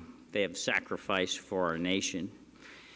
And this thing that we've been calling as a divide, that 71% of those who have not served don't understand those that have, is not a divide. It's an understanding. It's an understanding that our veterans and those of us misunderstanding, that those of us that work in this space and our veterans can resolve and close. And so, of course, we just heard from our friends on the Hill, from Congressman Walz, that this is a once-in-a-generation point in time to reform our VA. The VA, who, as we heard from Secretary Shulkin, has embraced working with all of you here in this room, as have our other agency partners. And from Senator Boozman, we need to focus on our women veterans. They have not gotten the attention and the support that they need. And so, of course, we kicked off the day hearing from our veterans Rod, Fontaine, and Flo, who embody all of those who have worn the uniform and who demonstrate through their life, their actions, and what we heard this morning, why, as President Bush said himself, if you can't get a sense of the national assets our veterans are, you are just not listening. And so because of that, we must find what works and focus on results. And so while these 2 days and the work that's led to it have been quite extraordinary, a convening that does not lead to action is, as we used to say in my old unit, a bit like a self-licking ice cream cone. And so now it's time to focus on that action and those next steps. We began yesterday with clear goals, establish a framework, and address key cross-sector priorities and next steps to improve veteran transition outcomes, to synchronize that effort across sectors and within issue areas, and so that we can empower every veteran and his or her family to lead a full and meaningful life by achieving optimal health and well-being and leveraging meaningful education and employment opportunities. I tell you with great confidence and certainty that we are on the right track. We hear it on the buzz, in the conversations, in the sidebars last night and today. And together we can achieve these important goals. And to get there, each of us have a role to play. And to get there, each of us must collectively work. The Stand To partners, the task force members, those attending and participating today, we must all commit. We must commit first to a common framework that specifies a successful veteran transition includes just that, achieving optimal health and well-being and leveraging meaningful education and employment opportunities. But we must all commit to integrate employment, education, and health and well-being and work to establish measurable objectives for each of those. We must establish systems to improve data collection, sharing, and analysis. Clearly, a theme that we heard in the work throughout each task force and every panel that was up here today. You know, without that measurement, there's no accountability for outcomes, and we can't have effective stewardship of our resources. If we can't measure and assess, how do we know that our efforts are working? How do we know that needs are being met in the right way and that resources are being maximized? We also know these issues are too large and too complex, and as we have heard repeatedly, we must all recommit to enhanced public-private partnerships.